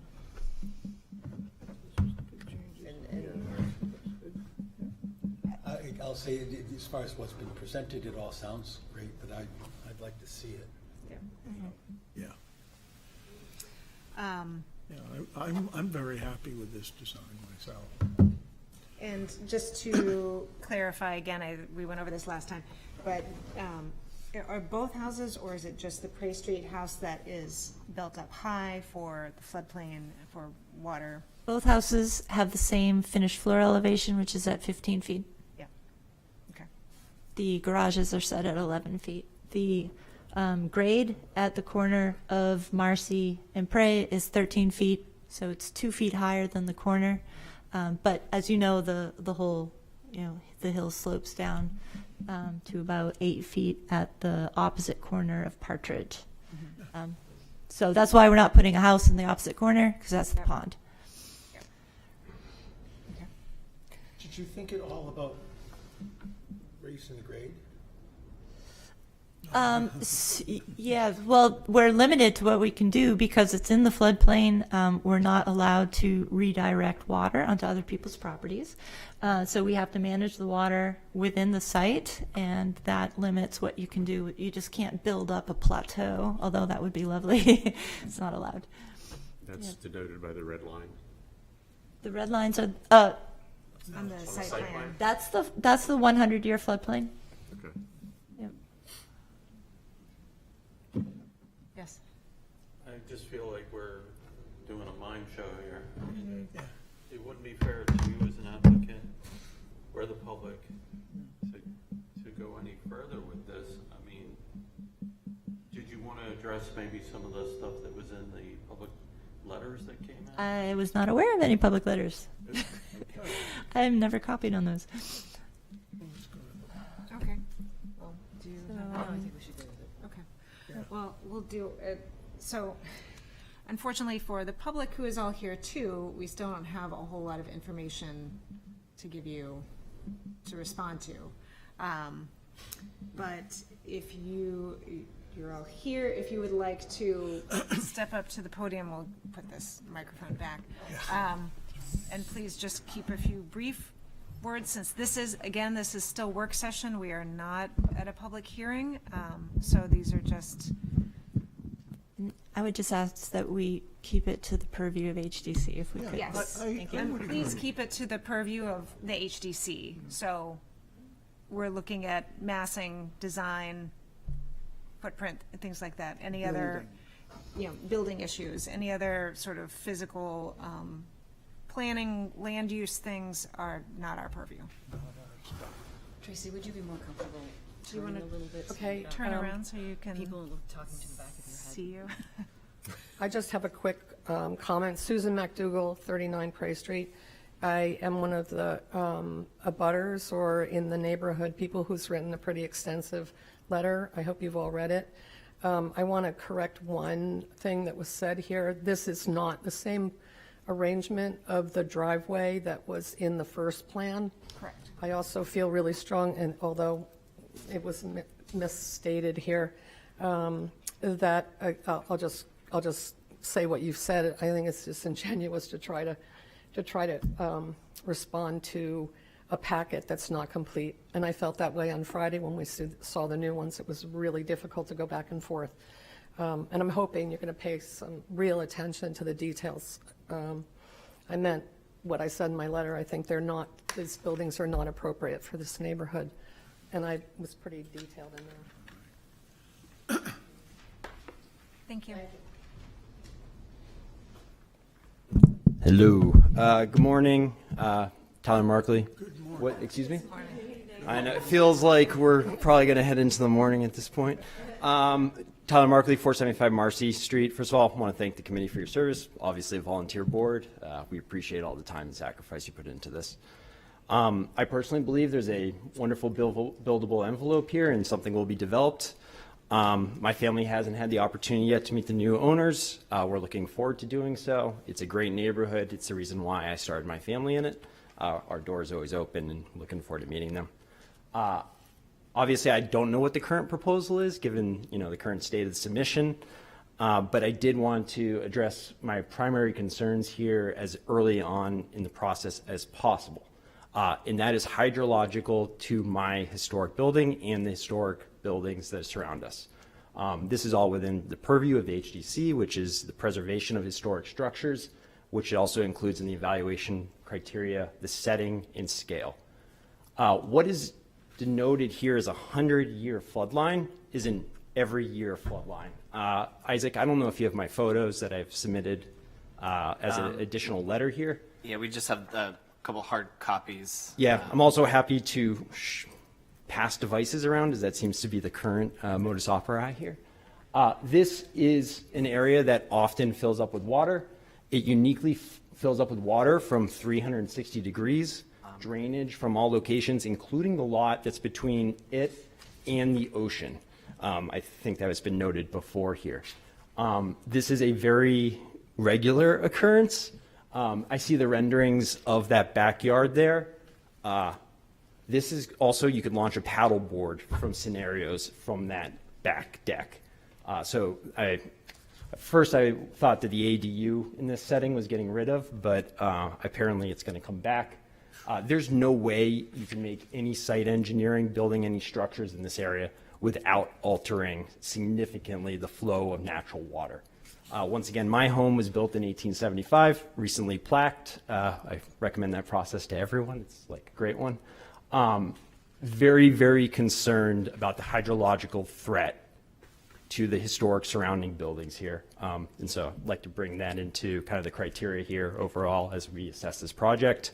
Once again, looking forward to working with everyone here on this, progress. Hope we're going to find a great solution. We need to be mindful of this issue, and the design needs to incorporate this into its thoughts here. Thank you again for your time. Appreciate it. Thank you.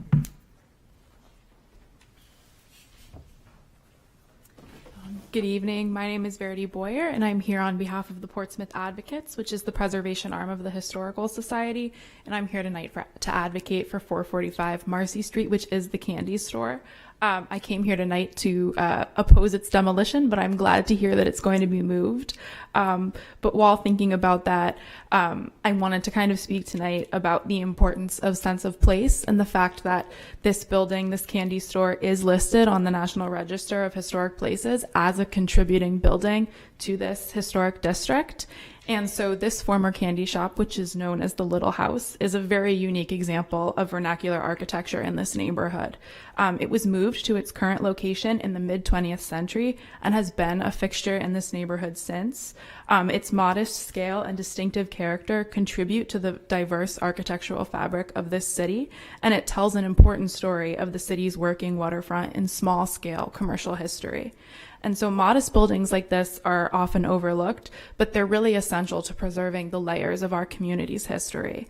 And beyond its architectural value, it holds a lot of cultural significance as well. It served as a gathering place, a neighborhood storefront, and a piece of everyday life for residents of this neighborhood. And places like this really anchor memories and create a sense of place and continuity within our city. And there's a lot of change that happens, and obviously we are all stewards of that change. But I would just urge you to think about the important sense of place that this building contributes. And I think, I don't know what will happen with public comment tonight, but I know that there are people in this room that can speak to the important memories and sense of community that comes from this building. So thank you. Thank you.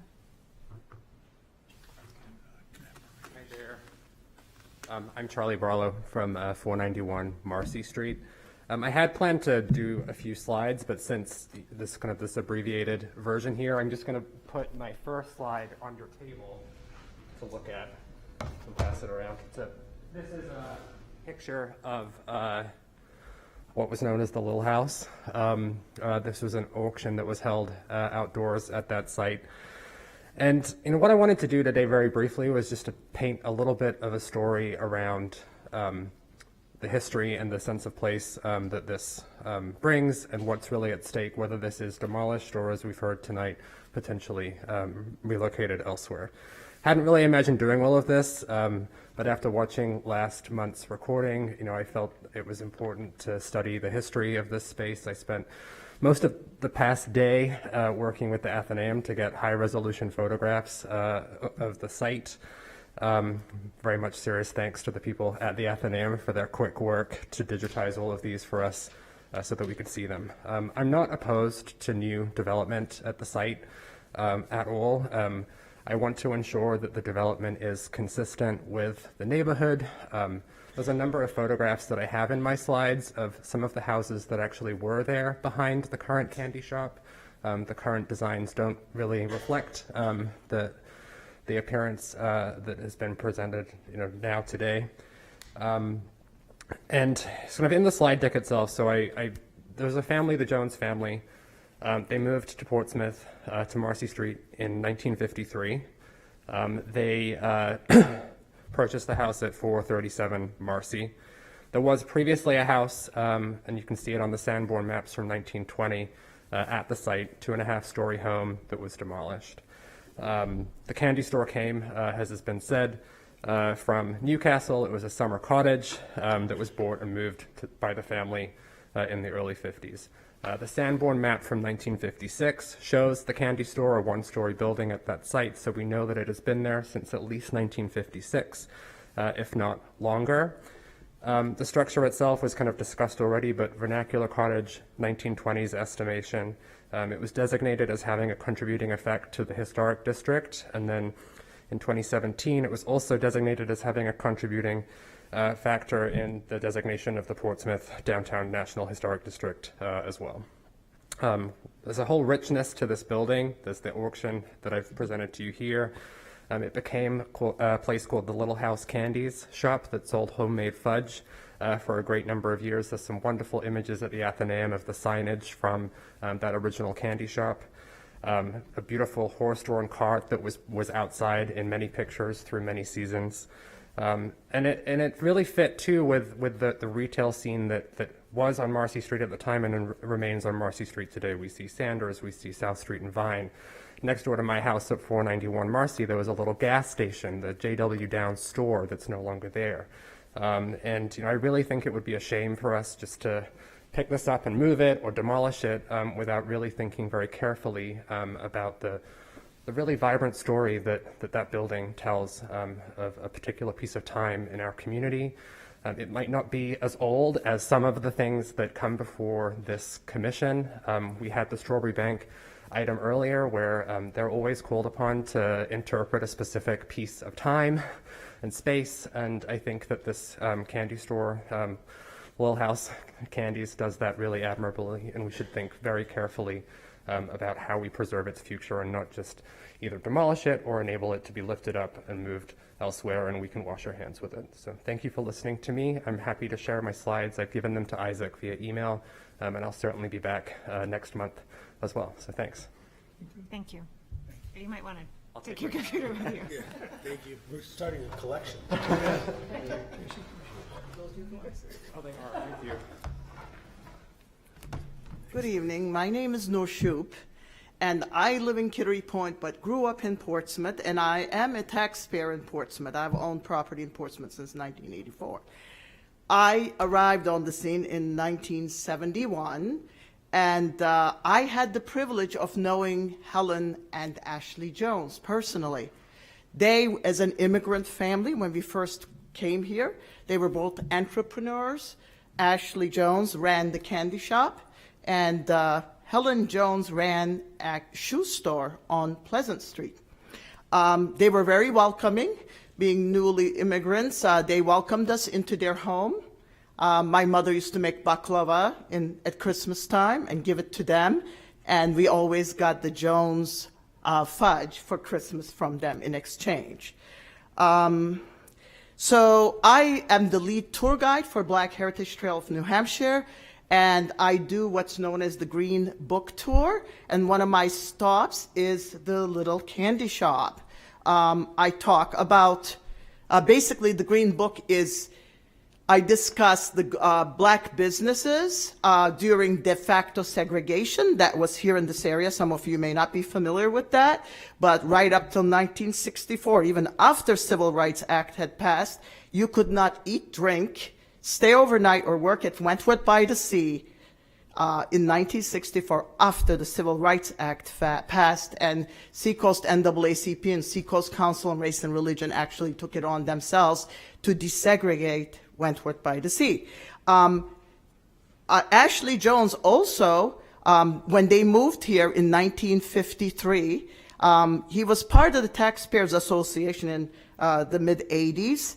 And at one of the council meetings, he got up and spoke about how he came here in 1953 as a carpetbagger, and he was concerned that now Gucci baggers, and I'm quoting him, are pushing the locals out because of the increase in tax rates. So he also told us the story that when he first moved here with Helen, they wanted to buy in Newcastle, New Hampshire. They were not allowed. The reason they ended up on Marcy Street at that location was that was as close to Newcastle on the way to Newcastle that they could get. A lot of the black businesses fell victim to the urban renewal in Portsmouth. The AME Church on Deer Street, there was Cobb's Repair Shop, Elise's Beauty Salon, there was Southern Kitchen down at Vaughan Street. All those fell, and those buildings are now gone. The little candy shop is one of the black history pieces that's still standing today. And I implore you, I urge you to please consider to not erase any more black history, because we have so little of it left still standing. Thank you. Thank you.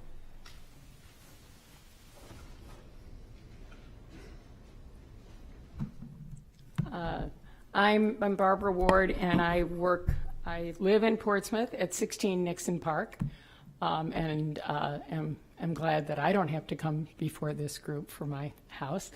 But I work also at 222 Court Street in Portsmouth at the Black Heritage Trail of New Hampshire. I'm still technically a member of the city's demolition committee, although we haven't met in years, right, John?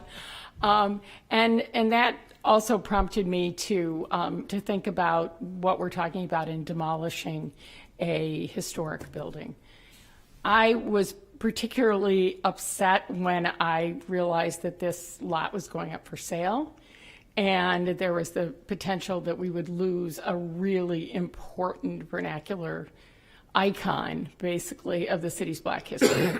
Not only were the Joneses the proprietors of 2 businesses in town, but their house was also one of the few places where visitors to Portsmouth or people who were coming to Portsmouth to work were able to live if they were Black, because they were excluded from other accommodations.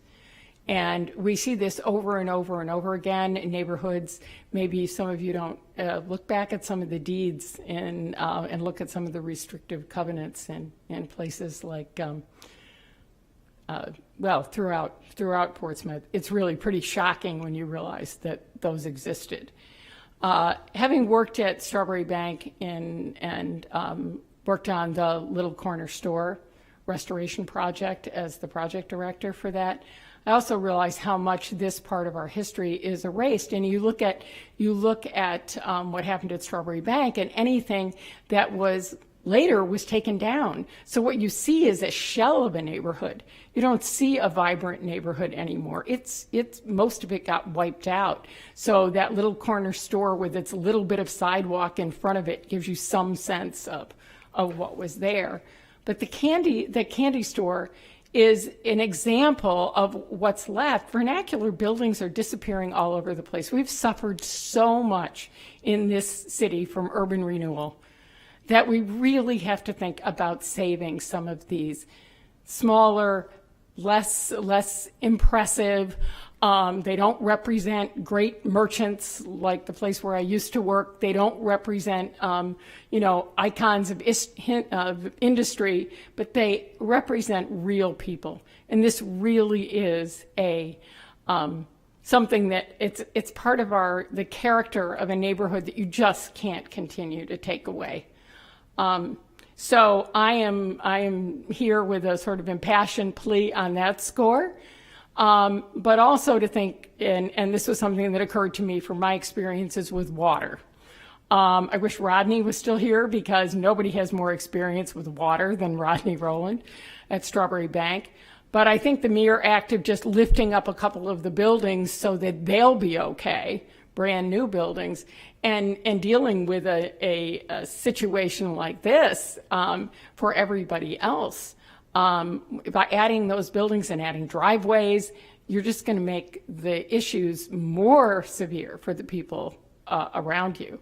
I mean, we sit at 222 Court Street. We have a situation where we had a study of our water problems because of the fact that there's not only is there very little land left there, but also our permeable driveway makes it even worse. The engineer told us that one of the reasons why the water has nowhere to go here is that the permeable driveway is on really hard packed earth that doesn't absorb anything, and all the water goes through the driveway, and instead of going into a storm drain somewhere, ends up in your basements, both ours and the house next door. So all these water issues, I think, really need a lot more study. I also think it's important to do what we did with the demolition committee for issues of buildings outside of the historic district, and that was to, first of all, and I don't know if what's happened, but and if you're now saying that you wouldn't demolish the building, but the building would be removed. It's really important to have what we had, I think, was 30 days to complain, and then it was 30 days more, and then we actually managed to increase that to 60 days at one point, where you can really have the owners of the property and the neighbors sit down and really talk through solutions.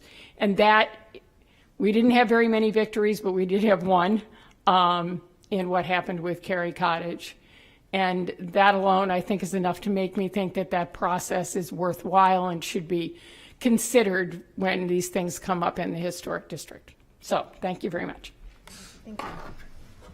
You called me on Cary Cottage, I remember. That was my project. Yeah. Good evening. I'm Michelle McLaughlin. I live at 469 Marcy Street. I love our neighborhood, and I want to see the historic context kept in place and the beauty as much as possible.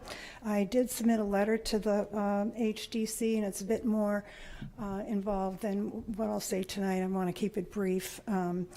Tyler Markley did a great job covering the water concerns, as well as Barbara Ward, and I too am concerned about the water in as much as it affects the historic foundations. Though they're below ground, I think they're as important as the structures above ground.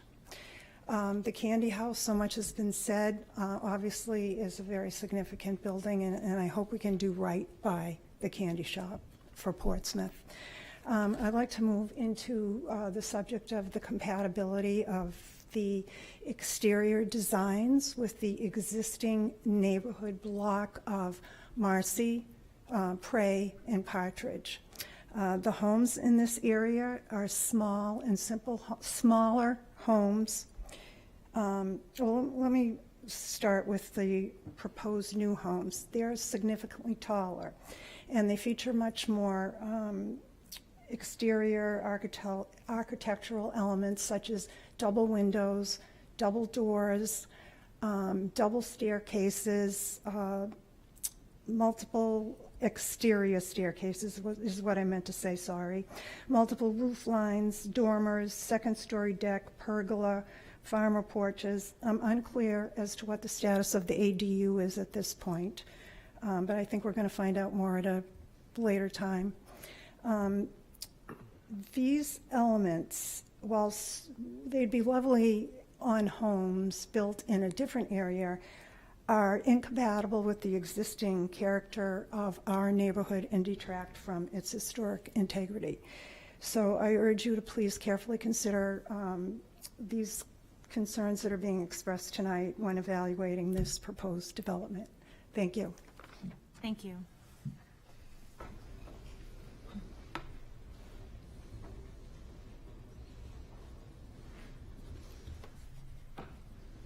Hi, I'm Sally Elshout. I live at 17 Prairie Street. My husband, Bruce Addison, also does as well. He couldn't make it here tonight. And we were out of town last month, so we sent in a letter. I've written up some stuff. I'll try to be to the point because we've also said a lot of things, but I also feel that there's things that I would like you to know about coming from my perspective. Again, not against any development. It just needs to be the right development. So the three things I want to talk about. The first one's about the candy store. Second one is about the location of the new change from what we saw, not what was passed out at your table there, but the location of the home has changed from what it was back in March. And then the last thing I'll talk about is the flooding. So the first thing about the candy store, it's exciting to hear more people that knew Ashley and Helen Jones. My family also knew Helen and Ashley Jones. My mom grew up in Newington on a farm, the Thomas family. They went to the Advent Christian Church. They knew the Jones family very well. My mom graduated from the high school in 1957. She was the last class that was in what is now the Old Folks Home.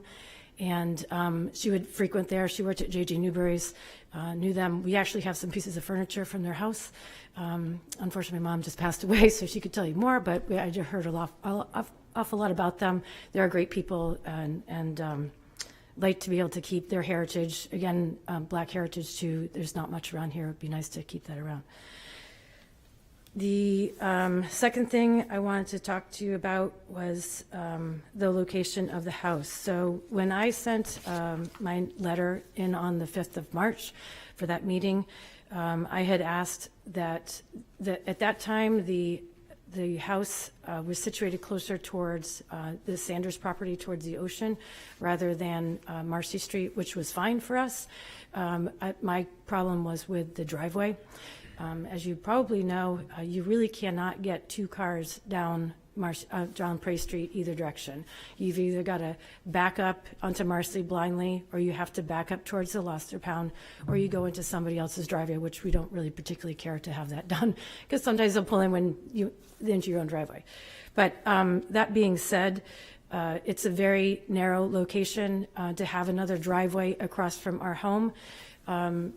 I see potential damage. I mean, I'm being quite honest. We have to tap the fence onto that empty lot to try to even get out, even doing 3 or 4 point turns getting out of our driveway. So that's the reason why we asked the driveway be on Partridge.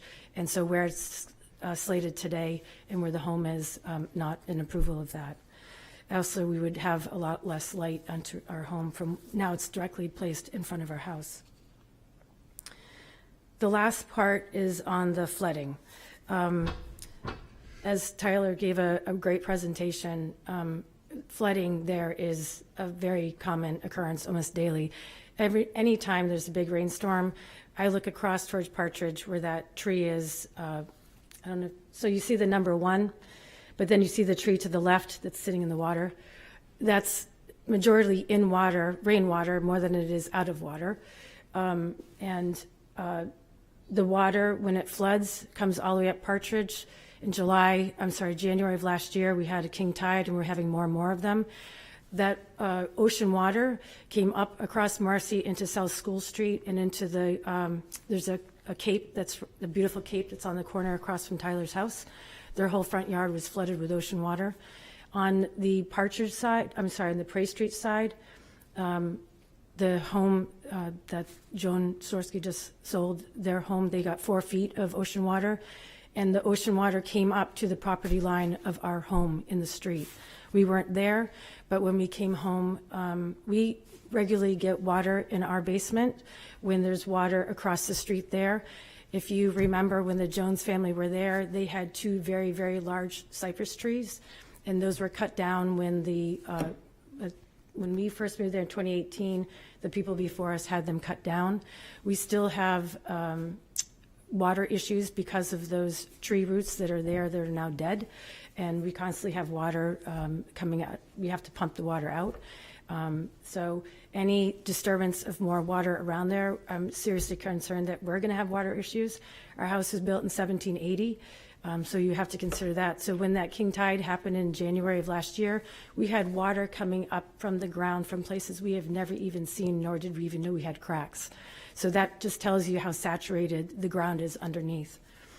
And yeah, so just on the flooding, just anything that's going to be done, the ocean isn't going away. Mother Nature's, has changed. And this is just a common occurrence. So to try to divert water somewhere else, it's just going to cause water damage to somebody else. So that just needs to be considered in any building that is even done on this property. So that's it. Thanks. Thank you. I guess I'm the last one, and I'll try to be even more brief. My wife and I live in 437, my name is Mark. Thank you. Minenberg. And my wife and I live at 437 Marcy, which is the off-sited Queen Anne. And we bought it because we fell in love with it, not thinking. It was on the market for 1 day. We'd looked at it for years, and we went and bought it, sight unseen. And we didn't quite realize how drawn we were to it in ways that weren't just the architecture. And at one time, after we just met Bruce and Sally, Sally's mom told us the story of the Jones family. And we learned that only, I think, we're maybe the 5th family to live in it since 1896, by the way. And I'm going to speak to you in ways that are not technical. What I mean by that is houses have spirit and soul. You can believe anywhere along the continuum, if you wish, on that. But we feel it as human beings. It's why we live in them. It's why we spend so much time adorning them and doing all these things and fighting over them even, right? And we live on the 3rd floor in the library that the Jones family created, which was stacks of books to teach their children and teach others, which was a difficult thing to do, I think, in the 1950s during Jim Crow. And I look out every morning at the candy store, which in some ways is the jewel in the crown of that neighborhood for what it has been for human beings. I know every time we've done this, I I led the fight 3 years ago on this issue. And all we ended up talking about was massing and details of the architecture. That's all the commission could handle, right? We're imploring you now to help us settle this matter with the owners. We were prepared to reach a financial settlement because that's probably what it is for them at this point. If we had help from the city and we had help arriving at some decent settlement to maintain the property as it is, we'd all pitch in. We're not asking for people to have hardship. But please understand that we love this place. It's embarrassing for me to do this, but we love it. We're going down with the water over it. I have another house in Portsmouth. I could move there, but I can't leave. There's something that holds us to it.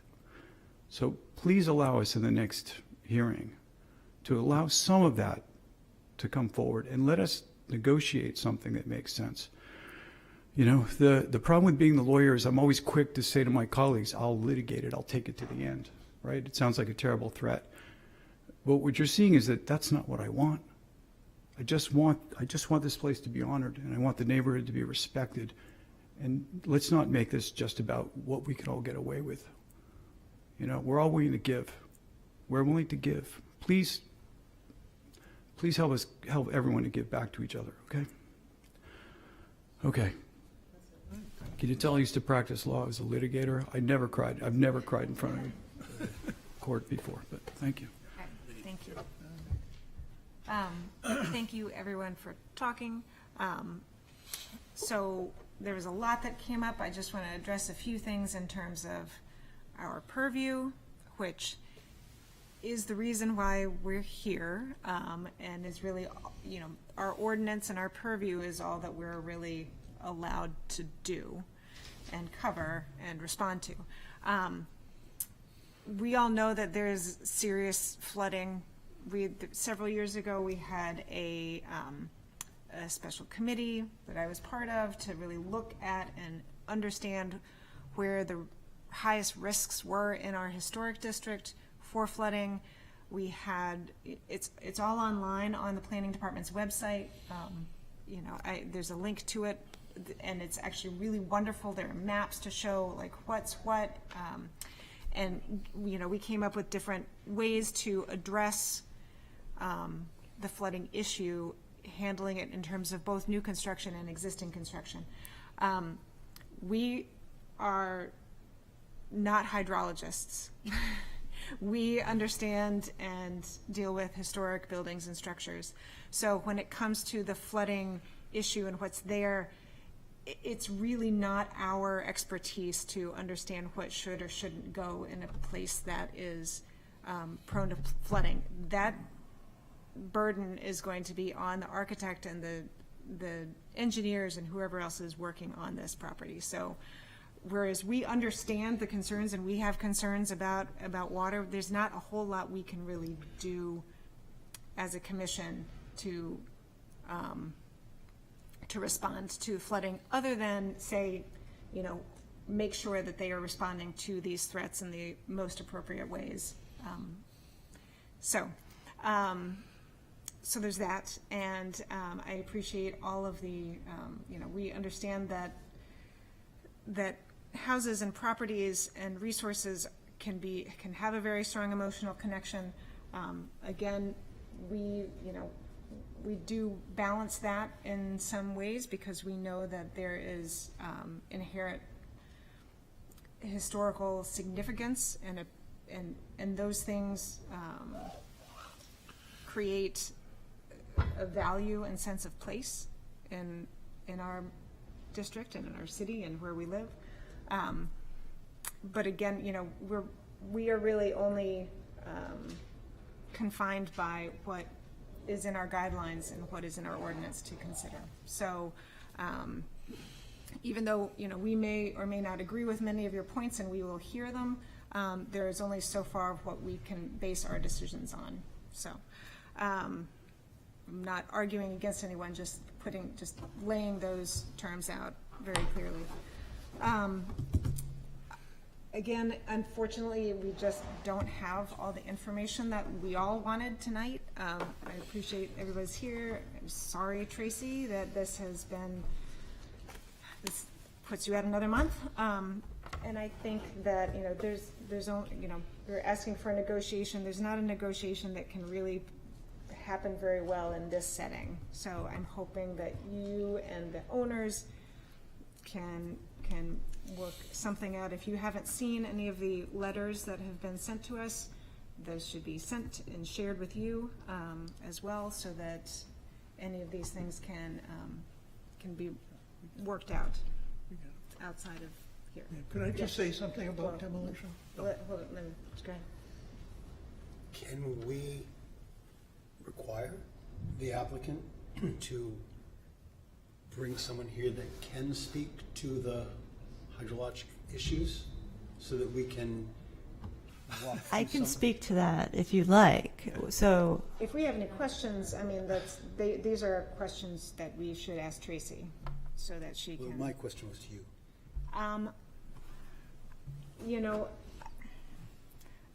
I think that if we felt that Tracy couldn't answer any of our questions to our satisfaction, we could ask. I mean, who would just to help everyone understand, there's TAC, there's zoning board, there's planning, so the water really would fall under TAC? stormwater management falls under TAC and planning board. There's an entire ordinance in the zoning ordinance that deals with the flood zone and stormwater management. It is not under the purview of HDC, though. And I just want to be clear, we have an affordable housing issue in Portsmouth. So all the inefficiency we create on any housing, so if we bring water to the HDC and now we have to talk about water for everything, we're just making everything more expensive. We're just going to get more Gucci bags. Anything you make, any more inefficiency creates it more expensive. If we hold up new developers, they have to build $3 million condos instead of rental units. But all those inefficiencies that are created by these processes help drive up the price and help make it less affordable. So I just wanted that to be clear. So we're going to keep flooding and water issues to planning and TAC. Yeah. Let them do their job. Could I just give a And couple then minutes we'll do our job. on demolition? Sure. We're going to, yes. So there was another big topic that came up was the potential demolition or removal of the whole house, which is definitely in our purview. And that is something that we will want to talk about and want to hear more from the applicant on how that significance is being addressed. But in terms of demolition, sure. So I would like to speak with Barbara Ward, who I was on the demolition committee, which essentially just faded away. I don't know how it faded away. It had something to do with our various mayors not appointing people to this committee, and it had something to do with our chairman being elected to the city council, and so that was the end of that. But I just want to say that, you might be thinking that we're sitting up here, judging over this as like a winners and losers situation, that you're all, on the downside. But I would like you to know that I have, besides fighting for a number of houses, and have lost the fight on the second oldest house in Portsmouth. Also, in the last week, the demolition for the new project at Bartlett Street, which is in my neighborhood, behind Reese Lumber. Back there, I would walk frequently as my loop around town, and there was a roundhouse. It was half burnt down. It was considered dangerous, but it half burnt down in the 1930s, and what was left was still standing there. And this roundhouse surrounded a large round hole in the ground that had a huge railroad track that actually turned, okay? And in the middle of that, and I have pictures of it from 10 years ago, in the middle of this thing was a little building that somebody could go in there and run the controls and turn the locomotive around 360 degrees. That got demolished the end of last week and this week. There is a 2.5-story building, which is the old mechanics building, and it's brick, and they've been over there ripping the roof off. All the windows are out of it. It's gone. It's going to be gone really quick. And I tried to reach out to railroad organizations, and I told them, what do we have here in Portsmouth? We have this only another 2 of them in the whole state, and hoping to get people interested, and I could not get people interested in that, in those structures. They're gone, 165 units. The only thing I can say is we're trying to drop the size of these 2 houses and make them more compatible, with your neighborhood. Not everybody's going to build a little teeny Cape or something now. It just doesn't work in today's world when you have to pay $1 million for the land. But, if you feel down, I feel down also, and I just wanted to let you all know.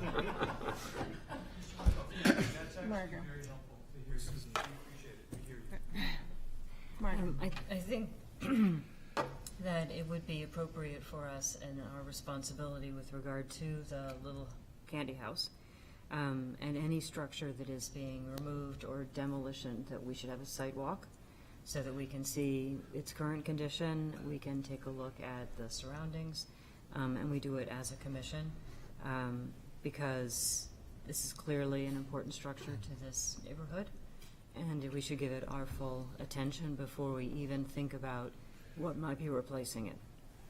Excuse me. I don't know if there's any possibility that this little candy house can be worked into the new owner's plans, maybe even as the ADU, but I think we should definitely go take a look at that building and give it our full attention. Yeah, I just want to speak again on the water issue here. I think ultimately, if you look at why this commission was established, it was for the preservation of historic resources. We're just facing a new challenge here. We have to figure out a way to solve it. Once again, looking forward to solving this collaboratively. Isaac, could you just scroll down just a little bit on this picture? I'm hoping the new owners are aware of this, that are very understanding of the situation. Flooding is a very serious risk. Tracy, your home went through this last year, right? Your prior home. We are very, very concerned about this in this neighborhood, and I want to make sure that we're, anticipating and coming up with designs that deal with this. Very happy to talk to you about the engineering and how this won't affect anything around it. Okay, that's all I can ask for. Yes, Larry. Just to add my 2 cents worth here, and really in support of my fellow commissioners here, particularly Madam Chair, what you said. I back you 150% on this. Our purview is limited on what we can do, but at the same point in time, to address some of the concerns that we've all heard here tonight, which are valid concerns, I'm going to throw in my 2 cents. One, legally, I'm going to paraphrase here, but the owners, the applicants, have the right to the quiet enjoyment of their investment, whether they want to maintain it as a park or whether they want to build 2 structures on it. And as Tracy, our architect, has said, historically, if you go back to the historical maps, there actually were housing dwelling units there on that lot. So legally, the new applicants have that same right to the enjoyment. Now, as Commissioner Blaylock so rightfully spoke, huh? I'm counselor. Counselor, sorry. I am so sorry. He's working on it. I'm in training. I don't get to vote. Anyway, but in deference to what he said, yeah, stormwater is a concern. It's not something that, as Madam Chair addressed, that the HDC can deal with, but it's something that perhaps if the architect can get together with that department in the city to find an effective way to have this water resolved, there has to be storm sewers somewhere in these streets. I don't know. I didn't walk the streets, but there has to be storm sewers, and somewhere how there has to be a way to have this water redirected. And at the same point in time, huh? Yeah, That's there, the flooding stuff. yeah, there has to be some way to deal with it. And, you know, the other thing in terms of the massing, you know, I think she's trying really hard to keep that down, and even, you know, directing the driveways and everything. But a lot of these issues are outside the realm of the HDC. But at the end of the day, the applicants have the legal right to build something there that it, and I guess what I'm trying to say, even in deference to the little candy shop, I sound like a negotiator here, but there's a lot of organizations in town, whether it's the campus at Strawberry Bank or whether it's down at Prescott Park. Maybe a possible solution is for the applicants to take it upon themselves, even if it's at their expense, to relocate the property. I don't know, but there's a lot of ways around this that I think can be win-win situations, both for the applicants, both for the architect, and both for you guys as fellow citizens. And that's what I wanted to add, so I'll shut up now. Dan? I think we've heard a lot about what we can't do, but I think as a historic district commission, we're not experts on flooding, but if it's flooding historic, if it's going to cause more flooding of historic houses around it, then I think it does fall into our purview. This is a flow through. It's on piers. It is a flow through. There is no change to any of the stormwater. I just want to say that 10 times. There's no change to the existing stormwater. None. Zero. This won't fix your leaky basements. It won't make them worse. There will be no change. Excuse me. Are you guys suggesting that we add like flood plans to the purview of the HDC? Is that what you guys are suggesting? I'm saying that we should I'm think asking. about what it's doing not only to this lot and the owners, which we have the right to do, but what it's doing to the other houses. Yeah. I want to follow the rules. So like the city charter, then we have ordinances, the HDC. For example, the solar panels, I thought we should make a change. So I went through the council and made a change. But that's how changes need to be made. We can't all of a sudden decide we're going to think about this now. That's why it's quasi-judicial, so we could get brought to court and be like, hey, you prevented this person from getting a house because you made up something that's not really in your purview. That's where we get the city in trouble. So, Now, what yeah. happens if we had, as an example, that we had an expert to say that this house would cause flooding to all the... It's not our purview. The That- TAC deals with that. Yeah, that shouldn't happen here. We don't do their job for them. That's all. Are not on stilts. Okay, so I'm just going to say again, I'm going to be very clear that we do not cover flooding, land coverage, permeability, that all has to go through planning board and driveways. through TAC. And it just does, we the just law. don't talk about that. We don't have that language or understanding. Is that already been done? That, you have to ask the, Yeah, we're not the you have planners. to talk to the applicant and to We the don't know.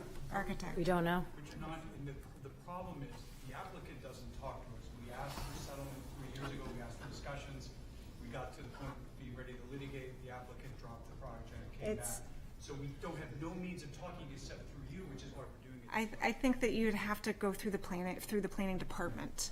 Yeah, It's already been ask decided. Isaac. The water issue emerges, there's no notice to the public during that process. This is the only place. I'm sorry, nobody can hear you from, from, And I have a question. You are the only place at which there's a tangent point where we are able to know that a project is happening and have some way to speak back to it.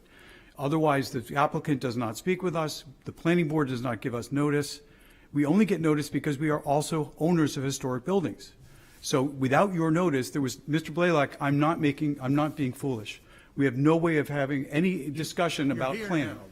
No, but I'm saying that this is the only notice we have, the only contact we have with a city agency that allows us to sit here.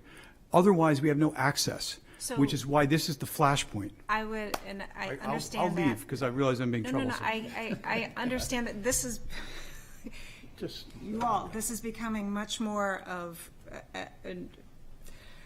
a heated argument than it should be. This is a work session for the historic district. If you have questions, I have nothing to do with the communication between you and the applicant, but any of the planning board TAC information is all going to be at City Hall. So I would contact the planning department or the inspection department, ask about anything that they might have on file. That's all public record. So it's not, it's just, they're just questions that we can't answer. We appreciate that. I'm sorry, we get it. So, We get it. So we'll probably ask Isaac tomorrow and we'll go to planning.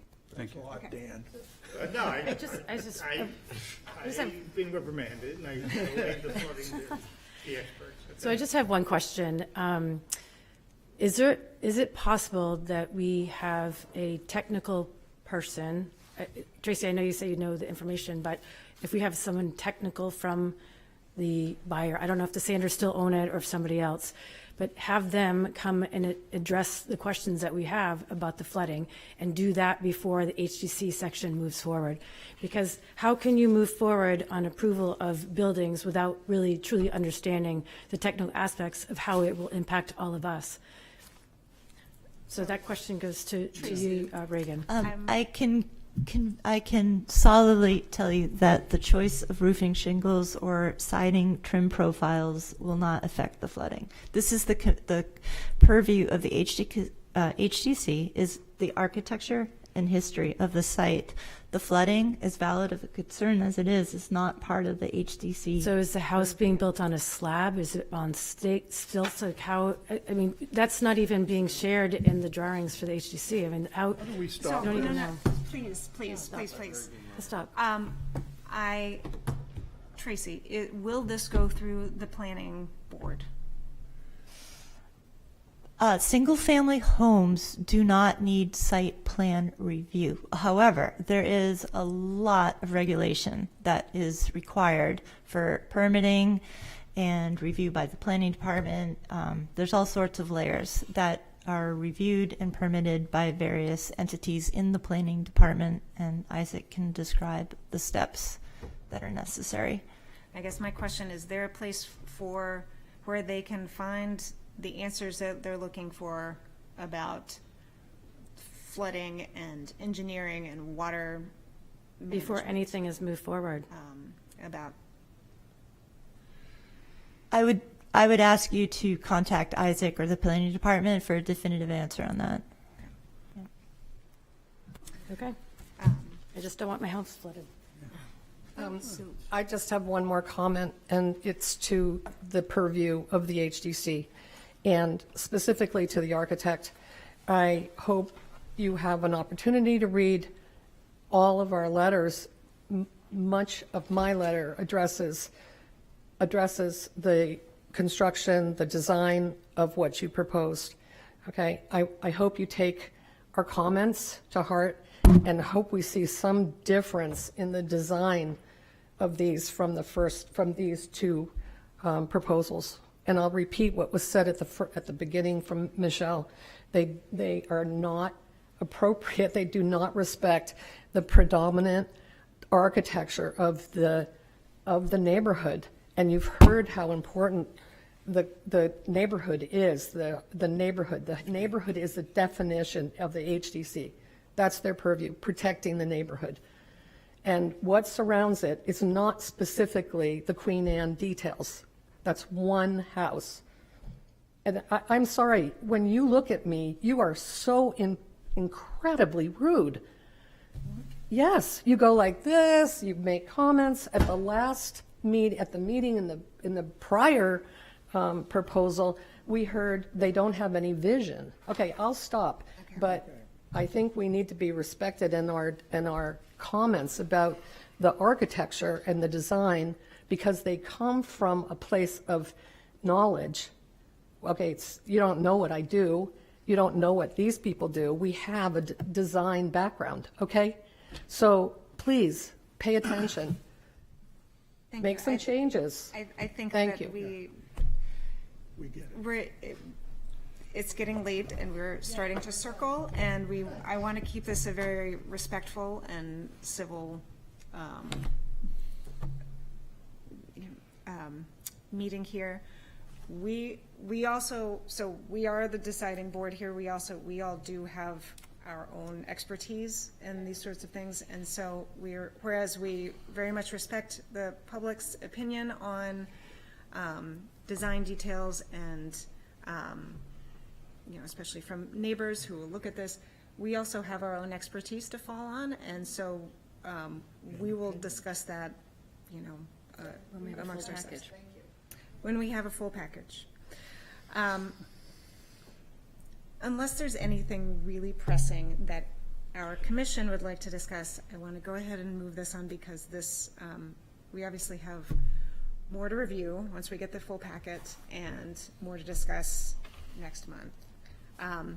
Perhaps we can have a site visit before the next meeting to save time so that we can all be there and discuss it. Obviously, we all very much care for all of the historic resources in our district, and this is one of them. So please, know that we are taking the removal of this structure very seriously, just as we have done for sheds that are falling down that have very little significance. So this is going to be an important step to look at. That was my second issue, that even though there's not a demolition team, we should be looking at a candy store. A removal for is- historic, and especially. Right. some of its Even the practice. removal, if it's not a demolition, is still a change. Right. And that's Good. part of our purview. So that's still in our purview. That's still in our All right. purview. So, yes, so we will be in touch with that with Isaac. We'll set up some time that hopefully, maybe even next week, since we're only having one meeting this week, maybe next Wednesday.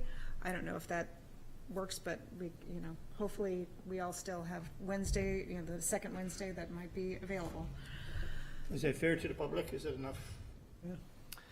Notice on that? For public site walks, we just require a 24-hour notice. So How about a meeting in a week? Will we get all the documents in time done for them? We will, we don't need documents for a site visit. it would just be a site visit next week. That's in May. Another work session will be next month. We won't Okay. meet here. Oh, I thought We're you just meant doing the next site walk. Wednesday is just. And to be clear, the site walk is not a presentation of anything that's happening. It is simply for the applicant to answer, or to show us around. We do not ask any questions. We simply take it all in and bring it back to the next public meeting is when we'll actually discuss it. But it's just a chance for all of us to be there, see it. Ears only. That's right. And will we be able to go in it? I don't know if it's accessible to go inside. We can check on making arrangements You for can that. open the door. I can open the door. It's a quick tour. All right. Thank you very much. I'm sorry, I really need to wrap this. I have one question about the site visit. I've been on site visits before with the owners, been great. But how do either Reagan, you or Isaac, how do you let us as neighbors know about the site visit? Yes. So if we are all able to meet, Tracy, I don't know if you can definitively say that we can meet next Wednesday. I would be happy to schedule that during this meeting if we can do that. Typically what we would do is we would meet at the same time as the meeting, although given the fact that the sun is going down not quite as late or as early, we may want to move that to a 5:30 or 5 o'clock. I'm not sure what Just would let be me know better. what works for you, and we'll try to make it work with the representatives of the property. And so how is that noticed? So basically, we just have a standalone agenda that gets noticed to our website in the similar fashion where we have each of the HDC meetings that are date labeled, and then they have all of the attachments. It would be one of those blocks with the site walk, the time, the date, and the agenda, which basically says. It would be posted on our website. I'd be able to get that up, before the end of this week. At least 24 hours. So it would have to go up if we said Wednesday at 6:30 p.m. of next week. By 6:30 p.m. Tuesday, that would have to be noticed. It would be up before that because we are kind of making those plans right now. I'd like to make the motion to continue. Absolutely. Yeah. Absolutely. Second? Yes. Yeah, for sure. But Okay. please feel Yeah, free this to is call good. if need be. Okay. So we have a motion to continue this work session to next month. Second. All right, all in favor?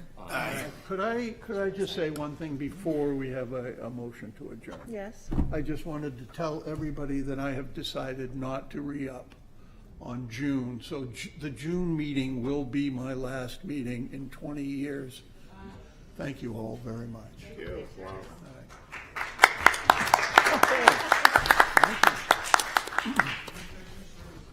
All right, thank you. Any other, I feel like there was something I was going to bring up, but.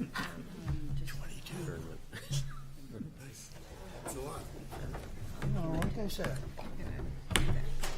All right, motion to adjourn. Do we have the adjournment? So Oh, I'm moved. sorry. All in favor? Aye. Thank you.